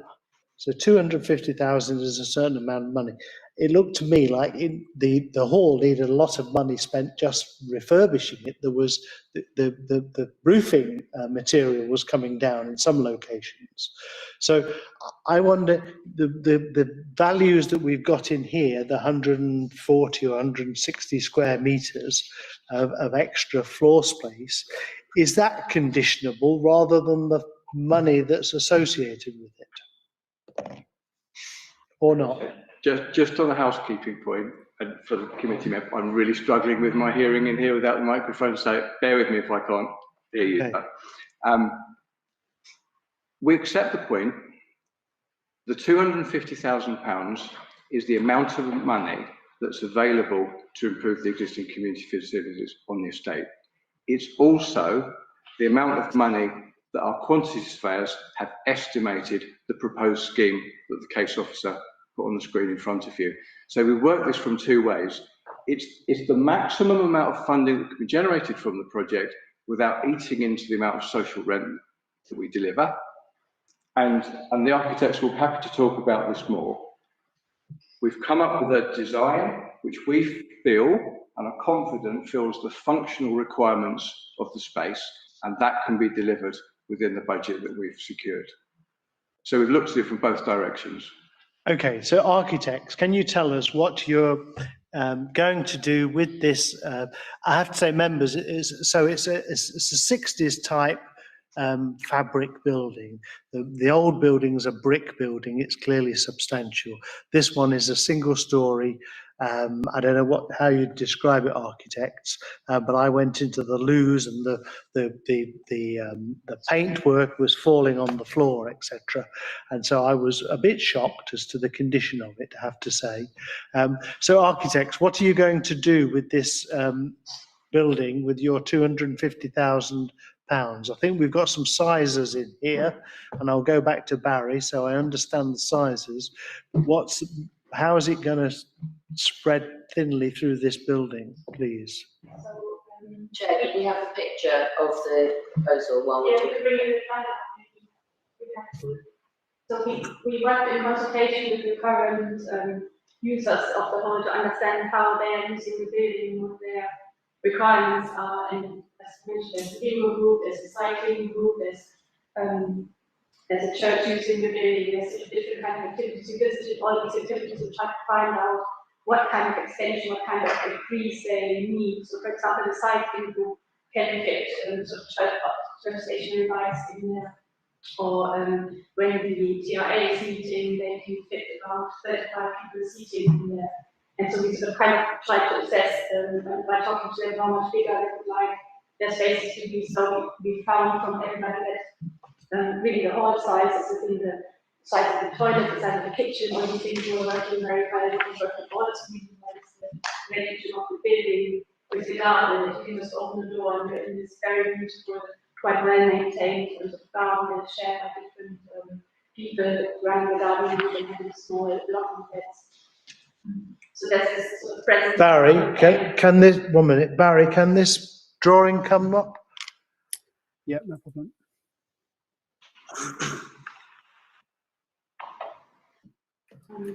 Yeah, so there's this presence of people sort of caring for the garden, for the environment, and so we wanted to make the most of those benefits that the hall has completely PPA accessible, and of course in the other hall where you would need to run up a flight of steps. So what didn't feel good about the hall was that the access is from this pedestrian footpath at the back of Extreme House. So we suggested an entrance to bring the sort of presence of the building all the way down into the estate of one of this process. And by extending the garden, we can provide this access from the south, which makes access to the estate more and more visible.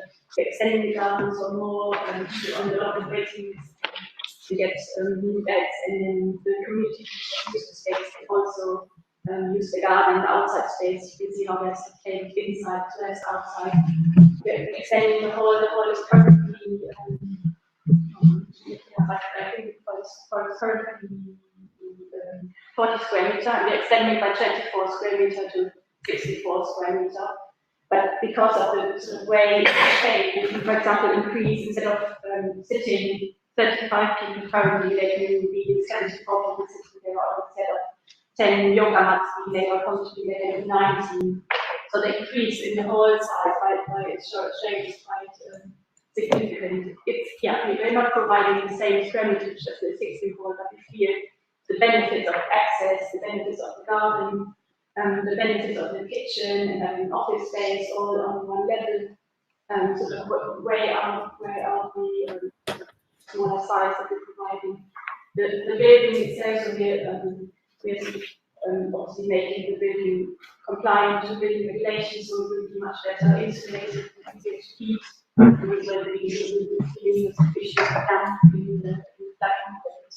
Because we're extending and this area, and we can improve sort of drainage at the same time. We're also upgrading the toilets to be PPA compliant. The office will be enlarged and the kitchen will be upgraded. Okay. There's a bit of money for refurbishing, repainting, So you think you've got Chris, I'm talking to now, you think you've got a quantity surveyor that will say all of this will cost £250,000. So, but we haven't got any certainty yet in terms of the bill of materials or anything like that.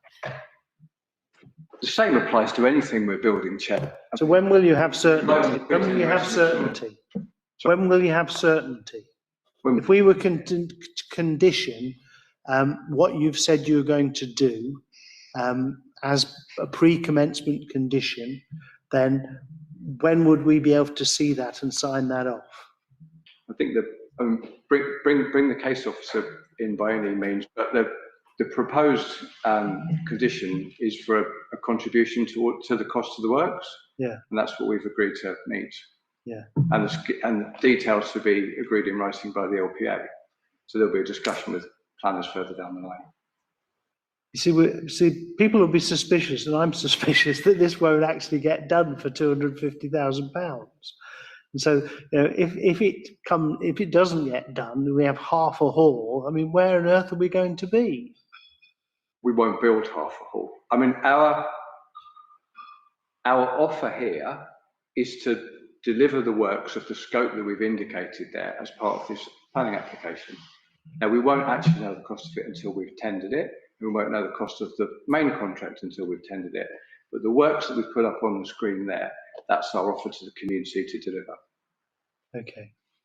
So Barry, how do we get a stronger condition that what is being promised will actually be delivered, as opposed to a promise of a certain amount of money?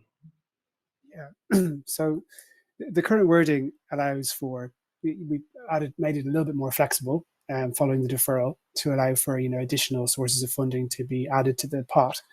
But if the chair and members wished, we could be more prescriptive in terms of how the obligation is set out. So we could amend the head of term to be more specific, to include the works that are described in the image here. So the extent of the extension, the extent of the renovations, the extent of the increase in garden size. We could stipulate that in the head of term. That would have to carry through into the legal agreement. And then we could have a trigger which requires the money to be paid prior to commencement, the works to be undertaken within a certain time frame. So we can secure it more specifically if that's what you wanted. That's what we'd like, and I think that's what objectives. How does that work with you then, Chris? Well, important to say that what we've got here, this is far from a concept. So I think it's fair to say this is worked up, this is practical, it's deliverable. We would still like to do some further resident engagement, and that's been difficult, obviously, through the pandemic. So the principle is fine, I think, but we just need to make sure that there is a mechanism for actually ensure that this is what the community wants and having some further consultation on that. But the principle is fine. Okay, thank you. Members, any questions, please? Sarah. Okay, not on the community hall. Well, you can ask any questions you want. To start off, not on the. Not on the community. Think about it. Looking at the proportion of social rented, market, etc., you talked about the need on the estate and the amount of needs that this might meet from the estate. I noticed there are very few 4-bed properties. Can you tell me what the need is for larger properties on the estate as opposed to the smaller ones which make up the majority of what's being offered? In fairness, Councillor, there are very few 4-beds being built anywhere at the moment, and partly that's because of the government's bedroom tax and the affordability issues around that. So we are really conscious of that. The housing figures are dynamic. They've been affected by the cyber attack, and they will change by the time we get to a completed scheme here. So I don't have the drill down in front of me, but it will have changed in 2 or 3 years' time by the time we get there. What we will do is that we will map the proposed mix against the housing need on the estate to ensure that those people at the front of the queue for one of these homes. And can I just check that I understand here, intermediate on this chart includes shared ownership, does it? Yeah, so there's a mixture of social rent, shared ownership and market sale. And I'm sure you're going to tell me that you can't afford to do more, but have we considered increasing the social rent and reducing the shared ownership so that in our affordable bracket we've got more social rent and less shared ownership? Bearing in mind the evidence about shared ownership. That regrettably would not help with the affordability of the project. It would not help with us delivering improved community facilities on the estate. I'm afraid the reality of it is that is the most expensive accommodation in terms of viability to deliver. Sorry, my excellent team behind me have handed me a table which has a breakdown of the housing need on the estate. So actually, we've seen that there is, of the 14 people in urgent need, 2 of them are looking for a 4-bed and 1 is looking for a 5-bed. By far, the predominant need type is a 1-bed. So 7 of the 14, half of them are looking for a 1-bed. And I'm assuming that's probably for people looking to downsize. But also you're providing 2 of those 4-bed facilities in the scheme. Yeah. Can I ask a couple of questions? Right, I'm going to go on to ask a couple of questions Yes, about please. the community hall now.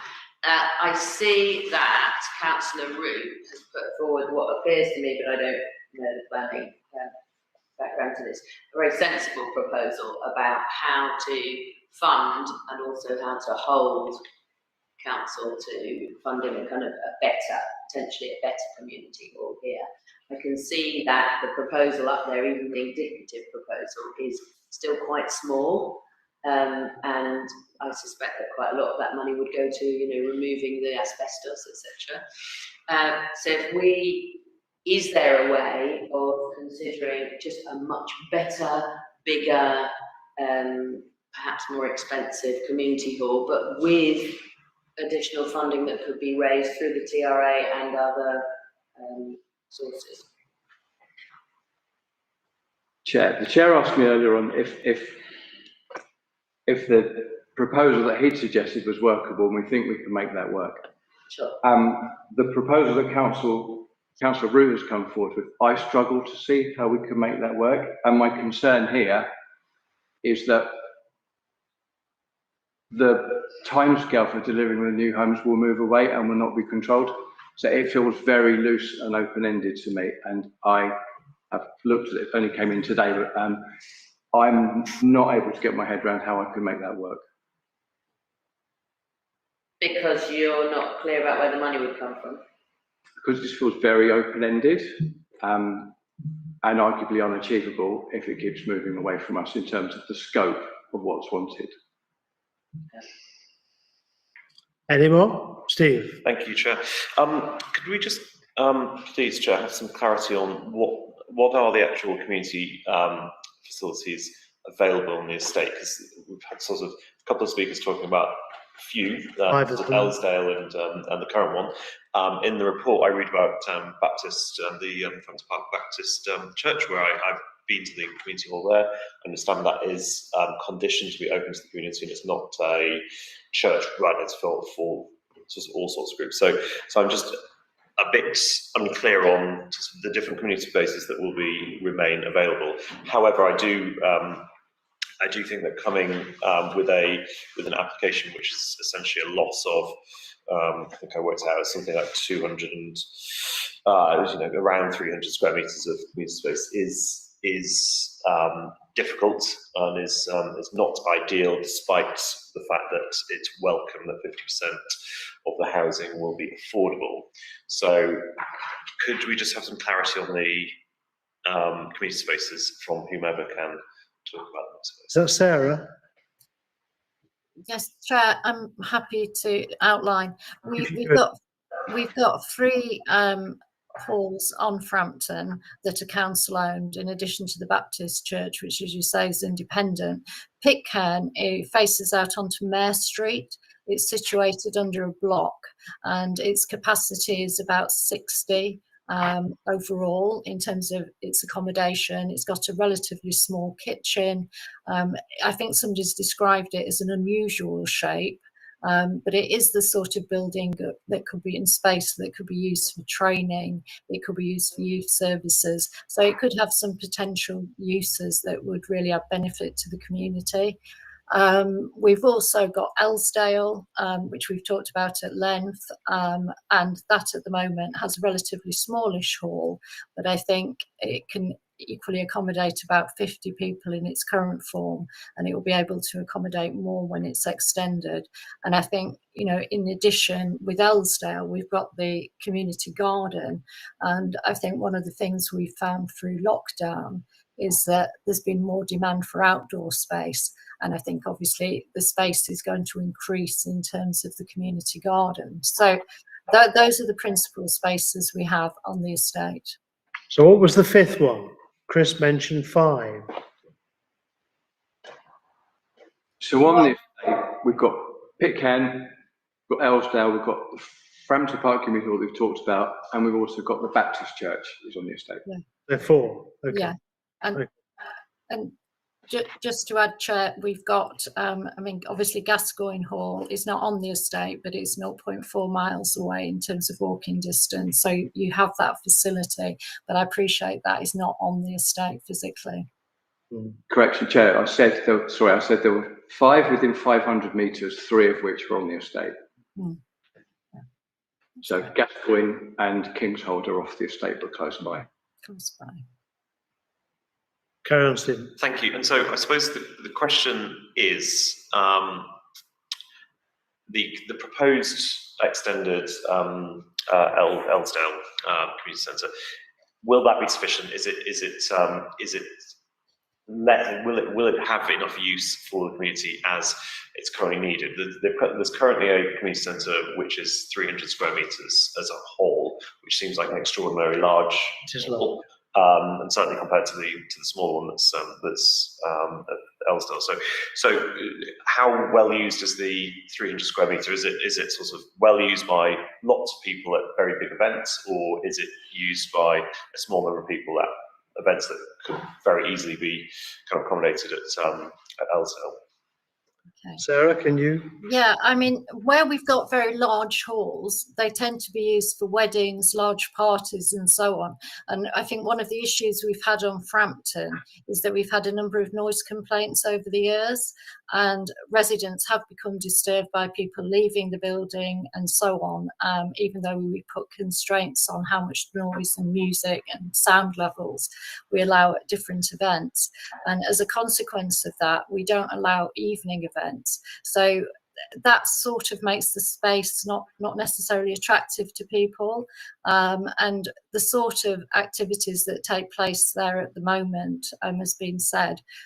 You know, we've got exercise classes, we've had coffee mornings.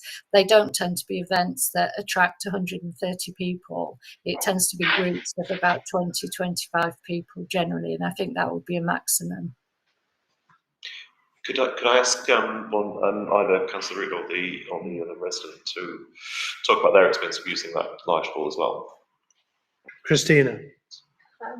I just want to, we just keep forgetting about the youth services. You keep talking about the top floor, the big square hall, but what about the day, the event that Hackney Quest done? They didn't just look after the youth of the evening. They also looked after the vulnerable in the community. They did food kitchens, they did coffee mornings. In fact, they needed expansion. And what you've done is to shut them down and put them back in their little property that they had in Wells Street anyway, just because you want to build houses. No one's mentioning that. Everyone's like skipping over it. And as a resident, and I live right next to the hall, the reason that you got noise complaints is because did anyone monitor what was going on in there? Did you see the people that were hiring out moving in their big 5-foot speakers and then opening the windows so that you can hear the music down Wells Street? And then when you call someone to ask them to turn it down, there's no one available because Hackney Council must shut up at 5 o'clock. There was no one monitoring it. You made it underused. You're skipping over the fact that it was overused and oversubscribed. And you're not. And can I just point out, we're not replacing this hall. You're just doing that one that's there. So that's already there. So we're not replacing the one that you're knocking down. We're just doing that one that we've got anyway that we need.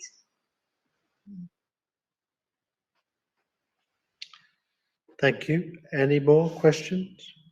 I've got a couple of questions. The Quest thing, can anybody respond to the Quest thing? Barry, you went into this, didn't you? Yes, Chair. So yeah, there's been evidence submitted about the manner in which the hall was used by Quest prior to their departure, and then the way that Quest operates since.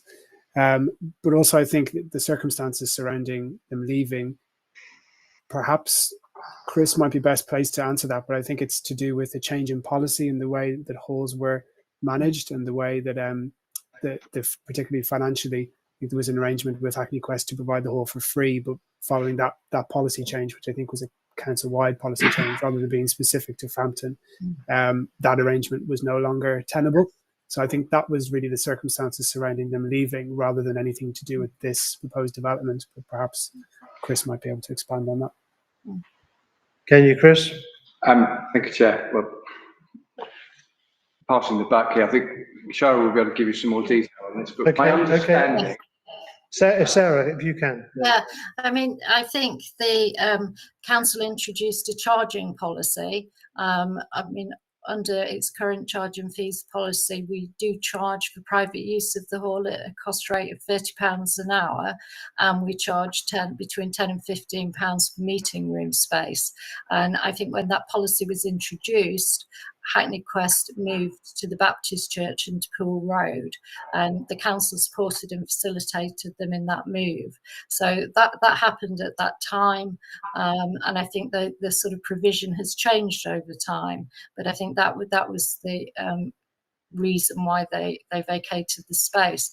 I mean, just a bit of additional background. I mean, obviously the cost of running the council housing has 58 community halls. It has 10 community flats, 13 community rooms across the borough. And the cost of that is, with staffing, business rates, repairs, maintenance, is probably in the region of £900,000 a year. So we actually have the charging policy to offset some of those costs, and also to contribute to some of the maintenance needs. And as you've said, we do know there is a backlog of maintenance on our halls. Okay, I've got one more question. That's about the gated nature of part of this. Barry, could you tell us what the issue is around the gated nature of the Atrium building?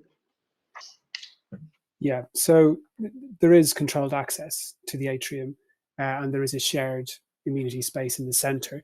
But because of the nature of the building, by virtue of this kind of oval atrium, it's a shared access point. It's kind of like a lobby in many respects, and access is from a deck within the atrium. And it's one of the characteristics and features of the building, and quite a positive one, I think, in terms of engendering a kind of community spirit within the building. But because of the need for SB, Secure by Design accreditation, there's been various discussions with the Metropolitan Police about how we could secure the development, and they were concerned about controlled access, the lack of controlled access, and the effect that would have on crime in the building. So it wouldn't be possible to achieve Secure by Design accreditation without controlled access of those spaces. But there is a significant provision of public realm elsewhere within the development. So I don't think that restricting access to that atrium is necessarily going to tip the balance in terms of making this a gated kind of community. Thank you. And the other thing along those lines, we went to see Colville, Chris, and were shocked that there was no CCTV in the entire estate. We went to see the bike sheds, and lo and behold, people steal bikes from bike sheds without CCTV. Can you tell us what CCTV there is going to be to cover that? But my team will prompt me if I'm wrong. We always try and strike a balance between having a safe environment and one which is over-policed. So we try not to have every single wall and corner populated with cameras, but we do recognise it's really important that there's security for people's bikes and provisions.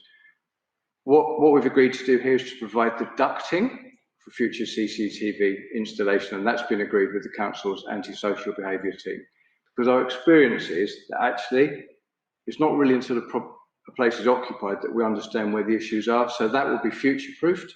The ducting will be put in, and cameras will be installed as and when needed. Okay, Joe, you're there. Have you looked at this bicycle store issue then? Let's test it out on bicycles. Are they going to be stolen, or are they overlooked, or what is the situation? Well, I mean, certainly we've reviewed the application, and I think the main thing that we've received comfort from is that it's a policy compliance level of cycle parking provision, and when we've really interrogated the things like space and access, that the applicant has been forthcoming on those grounds, and we're able to condition cycle parking management plan. So really from a sort of transport perspective, they're the kind of things that I'm looking at. I think the concerns around, we obviously want cycle parking to be safe and secure, so we would definitely be reviewing that as part of the cycle parking management plan that we've conditioned. So you haven't asked them whether they've got CCTV in there or not? I think further to the colleague who was speaking, it's not a kind of standard remit we would ask as a transport question. What we would want to do is review the proposal as part of that cycle parking management plan to ensure, is the cycle parking, is it well spaced, is it accessible, and in line with LP 42, does it provide safe and secure cycle parking? So it would be that juncture that we might look at something like CCTV. And I think as we've discussed and spoke with Councillor Race as well about, we'd be looking at things like locking and those kind of mechanisms as well to ensure that it's safe and secure provision. Okay, well, I hope we've learnt something since Colville then, because they clearly didn't have any safe and secure cycle parking there. They got half their bikes nicked or something.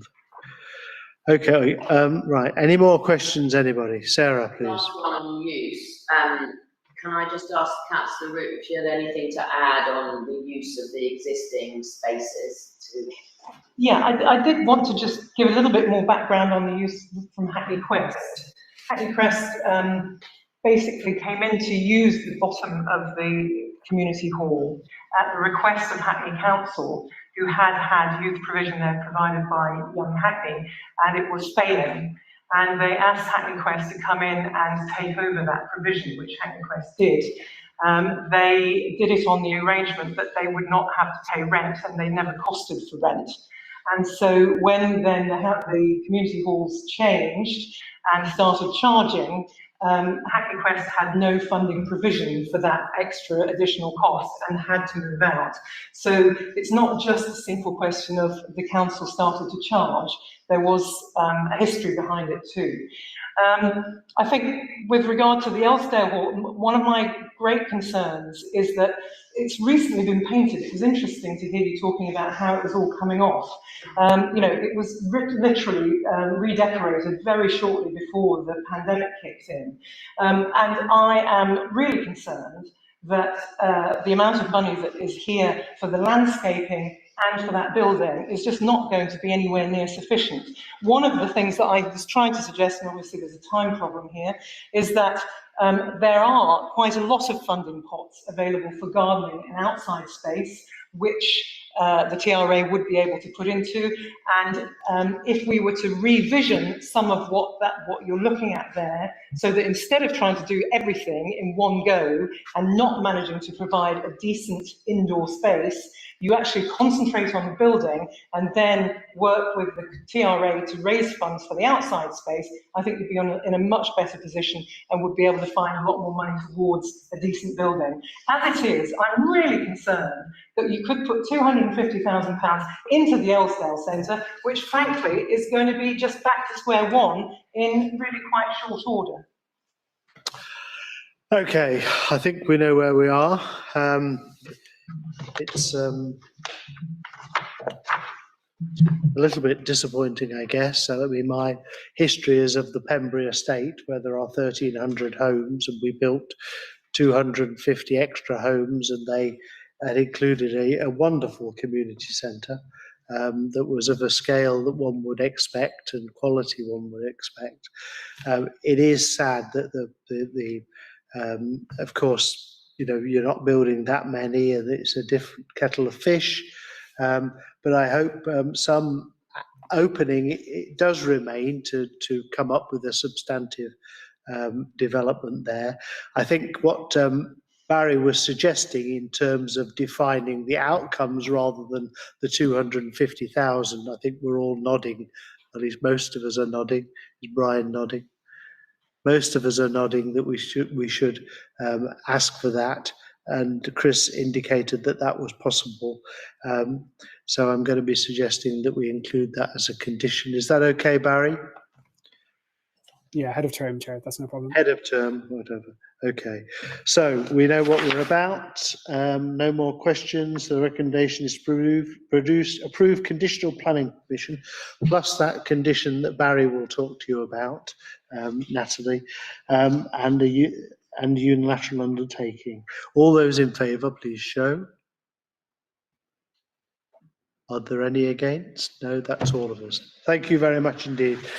Good luck, Penny. We hope you're all power to your elbow if we can do what we can, I think, this evening, and good luck. And thank you, Chris. We know life is very difficult. And thank you for the appendices, which seems to suggest you're on track for your housing 10-year targets, etc. Right, shall we plod on? Purcell Street.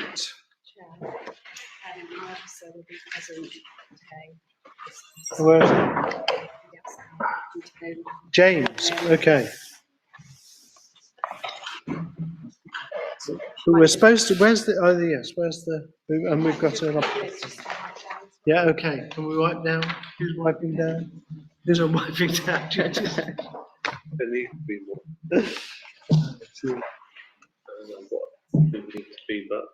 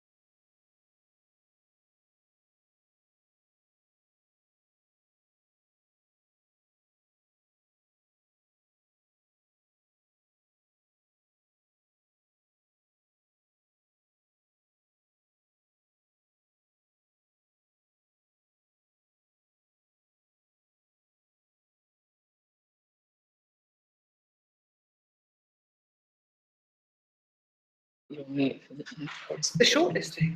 who's doing James's slides? Here we are. Okay. So members, are we ready? Over to you then, James, please. Just to remind you, this was deferred because we didn't have a council officer to respond to questions. Just a note, Chair, it still says that it's in Hackney Downs. And it's okay. It's the same report. It's definitely the same report as last time. So Purcell Street is a long way from Hackney Downs. Is it? Where is it? Okay. Nick's doing the slides. Nick here. Nick? Yeah, okay. Sorry, my Okay. mic. Yeah, no. Okay, over to James then, please, and you'll tell Nick when to move, yeah? Yeah, the site refers to 110 Purcell Street. It's near Hoxton. You see the site out there outlined in red. The proposal is for the replacement of the existing timber windows with UPVC windows, just on the residential flats, it's not on the communal windows. And the reason why it's been taken into committee is because we've received an objection to this proposal, and therefore, as an application, it has to be taken to committee. Change the site, please. As you can see, this site is a 4-storey block or dwelling of flats. The site roughly comes from, I believe, the 1970s when the building was constructed.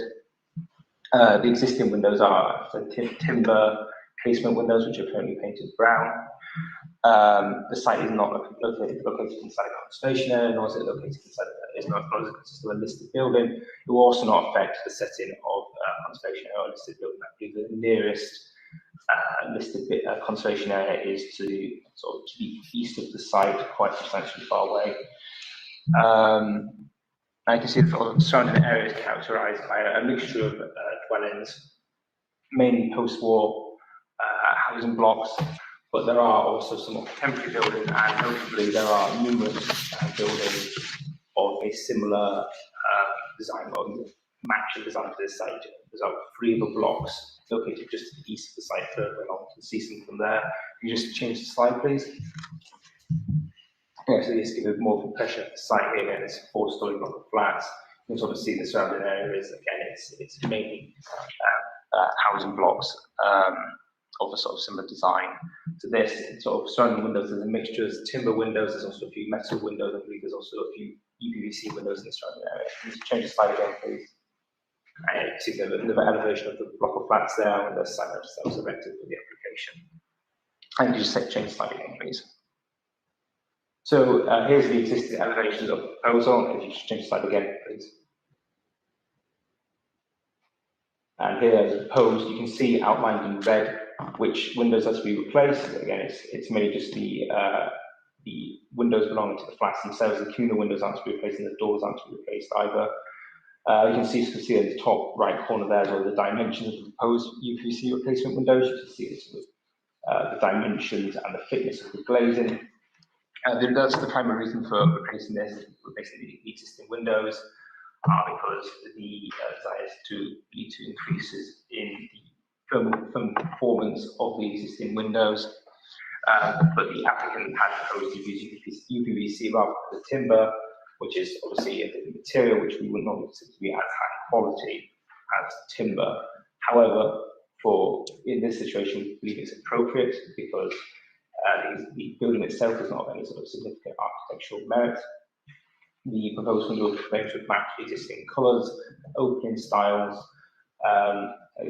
casement windows, and also the surrounding areas. You can see there's a mixture of window types in the area, and again, there's no sort of significant architectural merit to the surrounding area either. It's not a conservation area.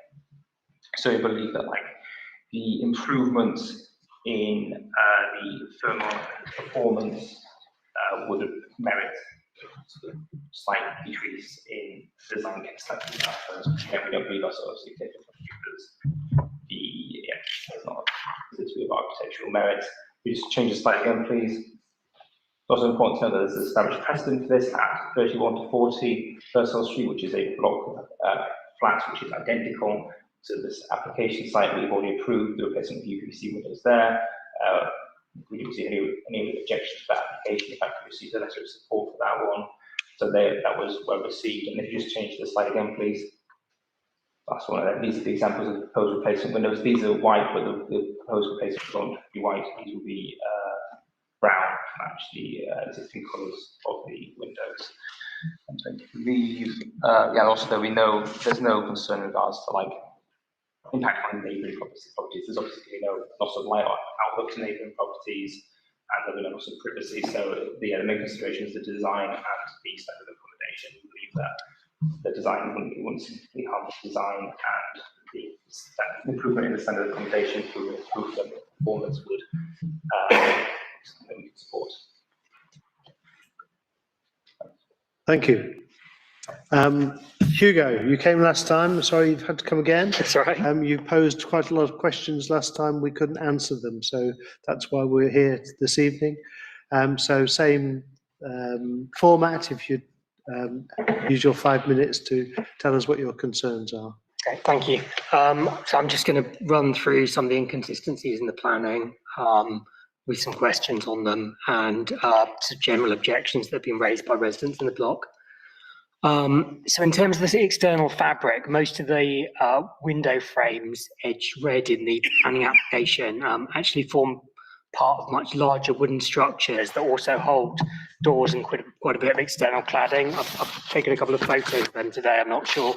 Sorry, I don't have slides. I'm not sure if that's particularly helpful. You have to describe them. Yeah, sorry. So we've got essentially they're actually part of larger wooden structures which the windows are in, with cladding in them and the doorways in them. You can see that there's the wooden structures here. So the access statement says that the remaining external fabric is being retained or replaced on a like-for-like basis, but it wouldn't actually be physically possible to replace the window frames that are edged red on there without also replacing the wooden structures around them and replacing the cladding and the doors and the plastic. So it also seems fairly pointless replacing the windows if it's designed to retain heat in the buildings, if you're also not replacing the wooden panels underneath them and the areas around them and the doors next to them. So that doesn't entirely make sense. In terms of the aesthetic, I appreciate it's not within the conservation area, but plastic window frames aren't really in keeping with the aesthetic of the building. Also, I think you've pointed out that the common parts of the building, they're retaining the existing frames. So it's going to look at odd if half of the building has the existing wooden frames and the other half has plastic ones. The landlord served notices on the leaseholders saying that the frames would be white, and we've raised inquiries with that and they haven't responded. So I think you're saying now that they're rosewood, which is what's in the planning application. But I don't know if we're going to be updated on that, if there's a change to the plan on that. The existing windows also can be flipped inside out and cleaned from the inside. I don't think that's possible with the new ones, which I think has been an issue on some of the neighbouring buildings where all the windows look filthy now.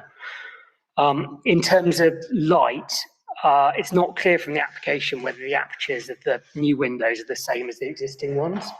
So I appreciate it's not going to affect rights of light or the light to the neighbouring properties, but it might.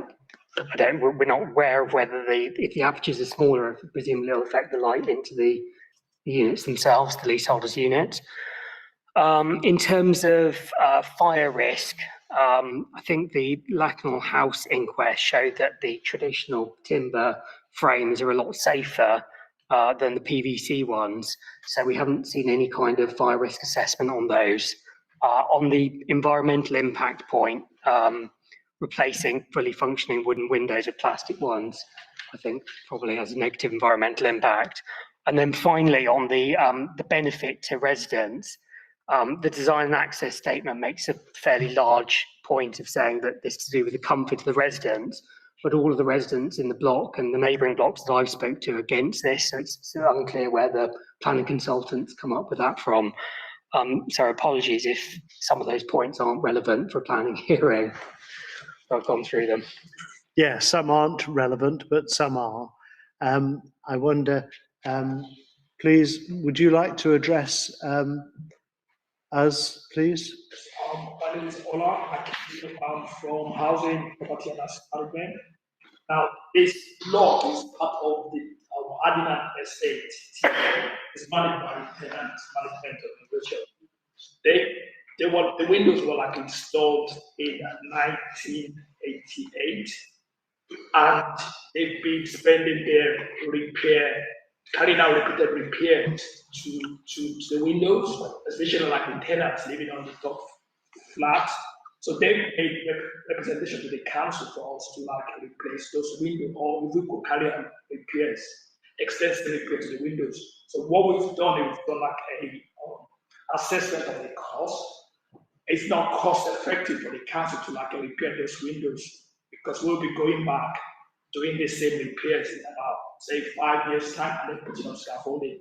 So what we did was look at like the various options to do the repair, to replace like in PVC or to carry out replace the window like in timber.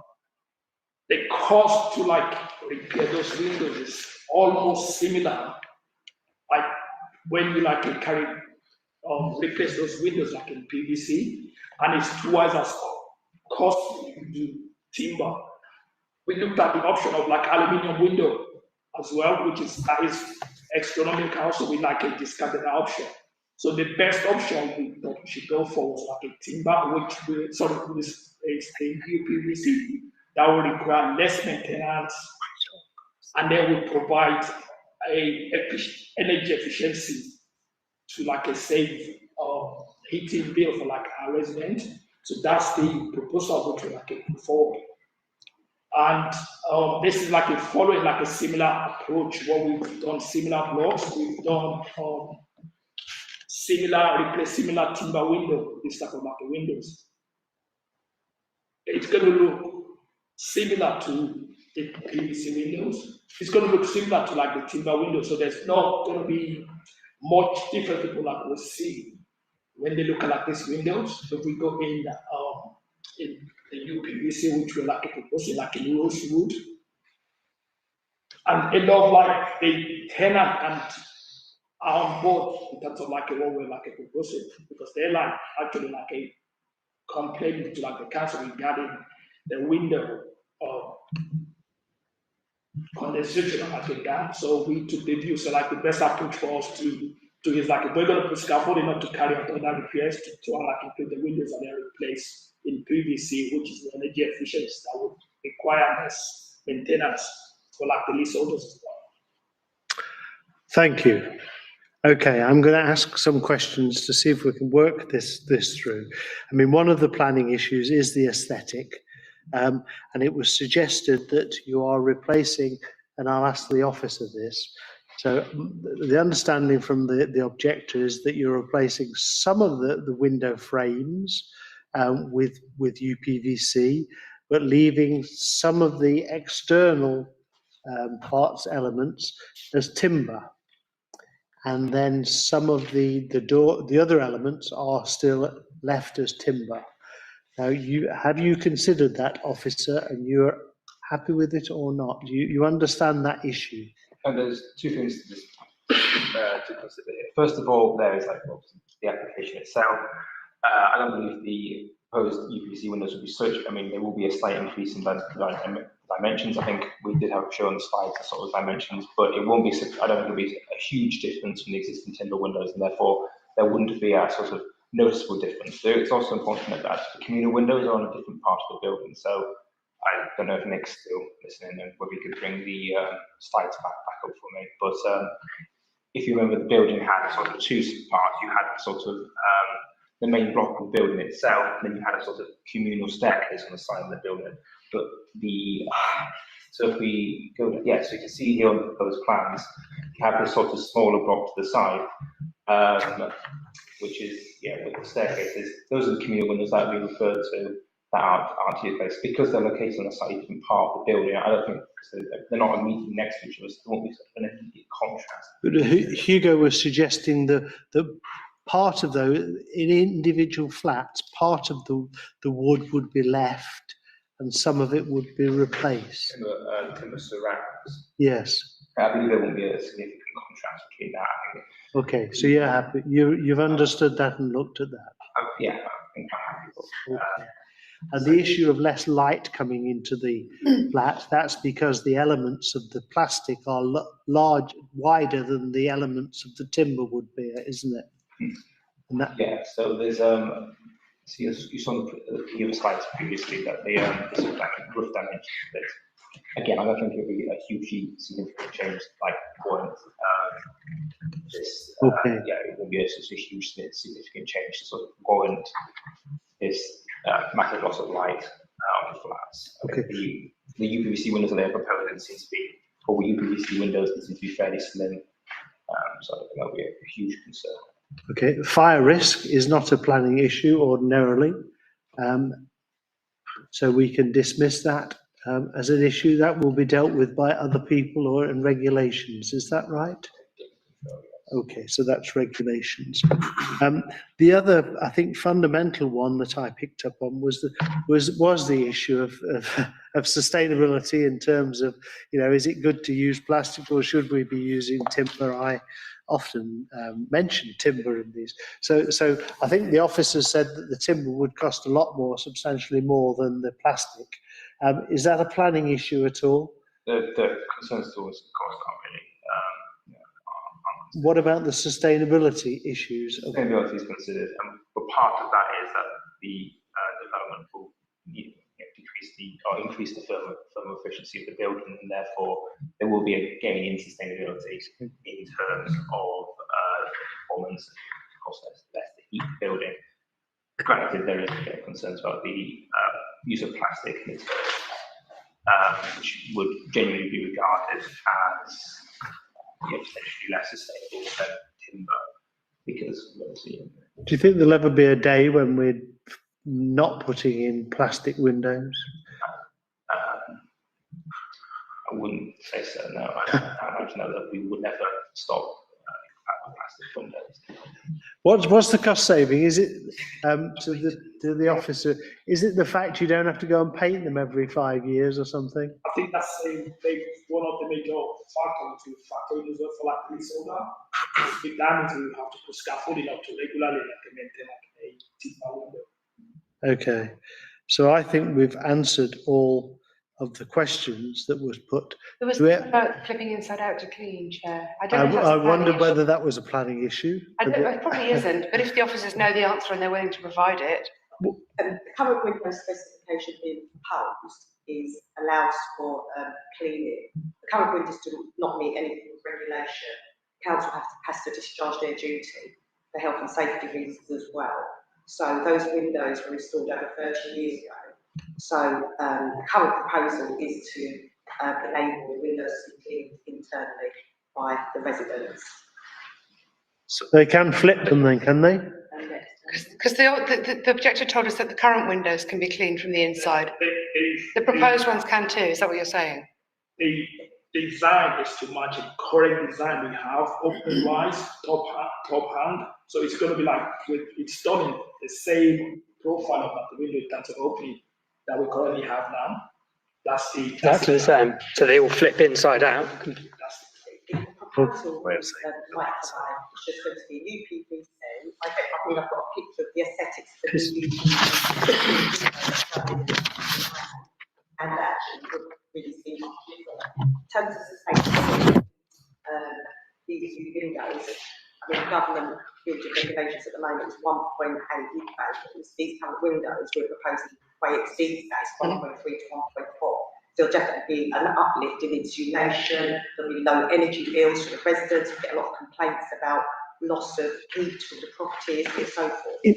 So the proposal is not only one, cost effective, both for leaseholders and the council in terms of recharges, it also means the requirement of sustainability. Could I just? They're definitely going to be brown, rosewood.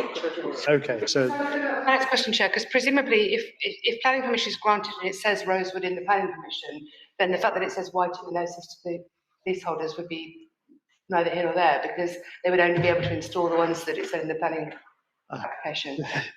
That's an enforceable thing, but yes, that's it. Well, that's what we're here for. On the face of it, yes. That would be okay. Any more questions, Sarah? Overrules the mistake in the notice to the leaseholders in my book. Sarah. Forgive my ignorance. Without a picture, I do not understand the point about having the PVC part, but the remaining wooden or other part around it. I just wondered if. Could I show a picture. See something, can someone describe it so we can understand what? Could I hand over a picture just to show? Is that If the officers are happy that that's a real picture, does that demonstrate what we want to know? Yeah. So there's a. I can. That's hand them there. over. You can show it. See, there's a single wooden frame, and I can't see that. You'd have to take out, but the rest of the wooden frame and the wooden door would still exist. So I'm not sure how you get insulation from a window if it's within. Show it to the housing officer, please. Let him explain what it's going to do. And if the wooden door stays there, how do you get the insulation from the window? No, you're losing a lot of heat from it. Could you address the committee? It comes, it pours through there, pours through these panels. Maybe heat losses from the glazing. Understood, but there's draft that comes through the panels on all the buildings. They will like a conductor. Officer, do you know what he's talking about? It's referring to the panel. There are wooden doors and panels all the way through, and so all the air would come through those, regardless of whether you replace the window. You'd be putting a plastic window with great insulation into a big structure with no insulation around it. Officer, planning officer, have you considered that issue at all? No, the primary focus is on the windows themselves and the increased thermal performance. The whole structure of the window. Okay. Follow up, because I've seen in other buildings in Hackney where we have replaced the windows and people have had leaks and other issues because the surrounding part was not properly thought about. So I just want to be sure that we have thought about how this window sits in whatever it's sitting in. Frame. Yeah, so it is the frame that we're talking about replacing. I think so whatever it's sitting in. We're getting away from a planning pattern. This is of that and ensuring that That's isn't not going strictly to a leak planning issue. or create a issue. It's going to be sitting in. What do you think, officer? Well, yeah, the actual installation itself, we can't control the actual installation itself. Just the principle of the actual replacing the windows. We hope that the housing department know what they're doing when they're fitting these windows in the property. Hope may triumph over expectation, but that's what we hope. We've got to take it on face value that that the officer over there, housing officer, understands these issues. What regrets do we have if they don't? No. Any more questions? We can only go so far with this. I was determined that somebody would come and respond to these questions, but we can't start rebuilding flats tonight. So the recommendation is to grant planning permission subject to conditions. All those in favour, please show. That's all of us. Thank you very much for raising those things, Hugo. I hope you've at least got some answers, and I hope the council. You should really talk to your local councillor and get him on the case, or her. Who is it? Is it you, Stephen? Okay, so write to Stephen and get him on the case. Right, Leagrave Street. So Nick, are you there? Yeah. Does there need to be any break, or can I just go into it? No, we'll go ahead. Okay. Have we? Oh, Richard, we've got a speaker outside. Oh, you came in. I thought you were a member of the public.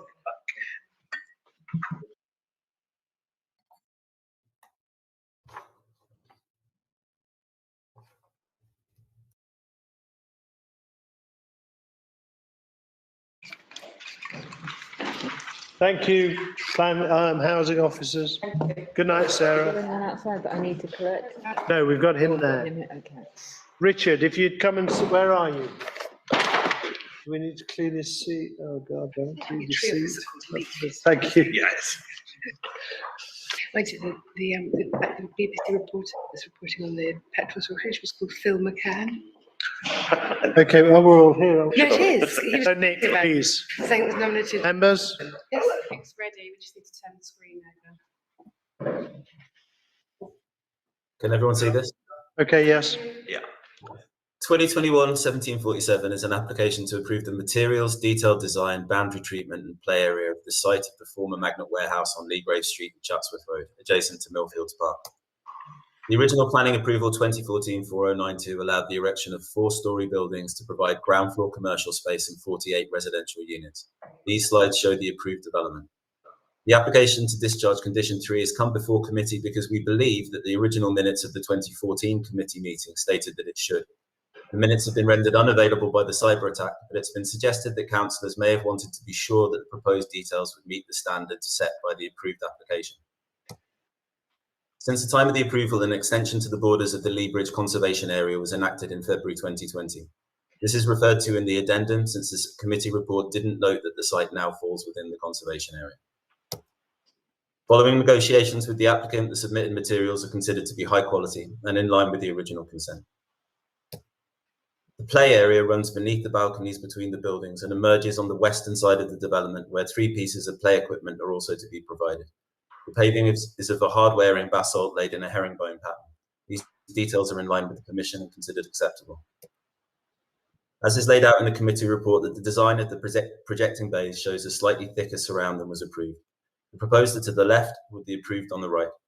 This amendment is due to the required support and insulation for the bays, and we have found that the amended design is acceptable. The approved balconies showed glass balustrades on the southwestern elevation facing across Chatsworth Road to the park. These have been changed to railings in line with building regulations and on fire safety. The railings will be easier to maintain in good condition, and this solution is preferred. This element has been picked up in the addendum following recent changes by the applicant on officer advice. For completeness, this slide shows the proposed boundary treatment, which is also considered acceptable. In conclusion, the proposed materials and detailing are considered to be of high quality and in line with the original consent. The proposal would preserve the character of the surrounding conservation area and is recommended for approval. Thank you. Could you go back to the boundary treatment, please? Yes. What is that? It's a wall with gates in it in the various places. I've got a plan if that's easier. So these are for the ground floor flats. Well, no, this is the edge of the site. Edge of the site. Yeah, as in the boundary walls, the boundary to the site. Okay. Okay, thank you. Applicant, would you like to say anything to us?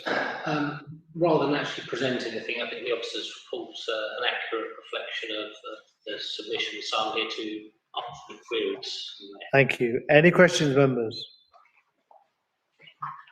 I have none. Okay, let's move on to the recommendation to discharge conditions. All those in favour, please show. That's all of us. Thank you very much indeed. They look as good as we were hoping for. I mean, because if we had had questions and you weren't That would have here, been very useful. yeah. We'll never know. Thank you. Hope you haven't got too far to go. I see. Thank you, officers. Good night. Got the introducing delegated decision. Oh yes, just to remember, please plough through all of these delegated decisions. Some of them are important. Many years listen before you remember that. Noted. Noted. Noted. Thank you. Especially the ones in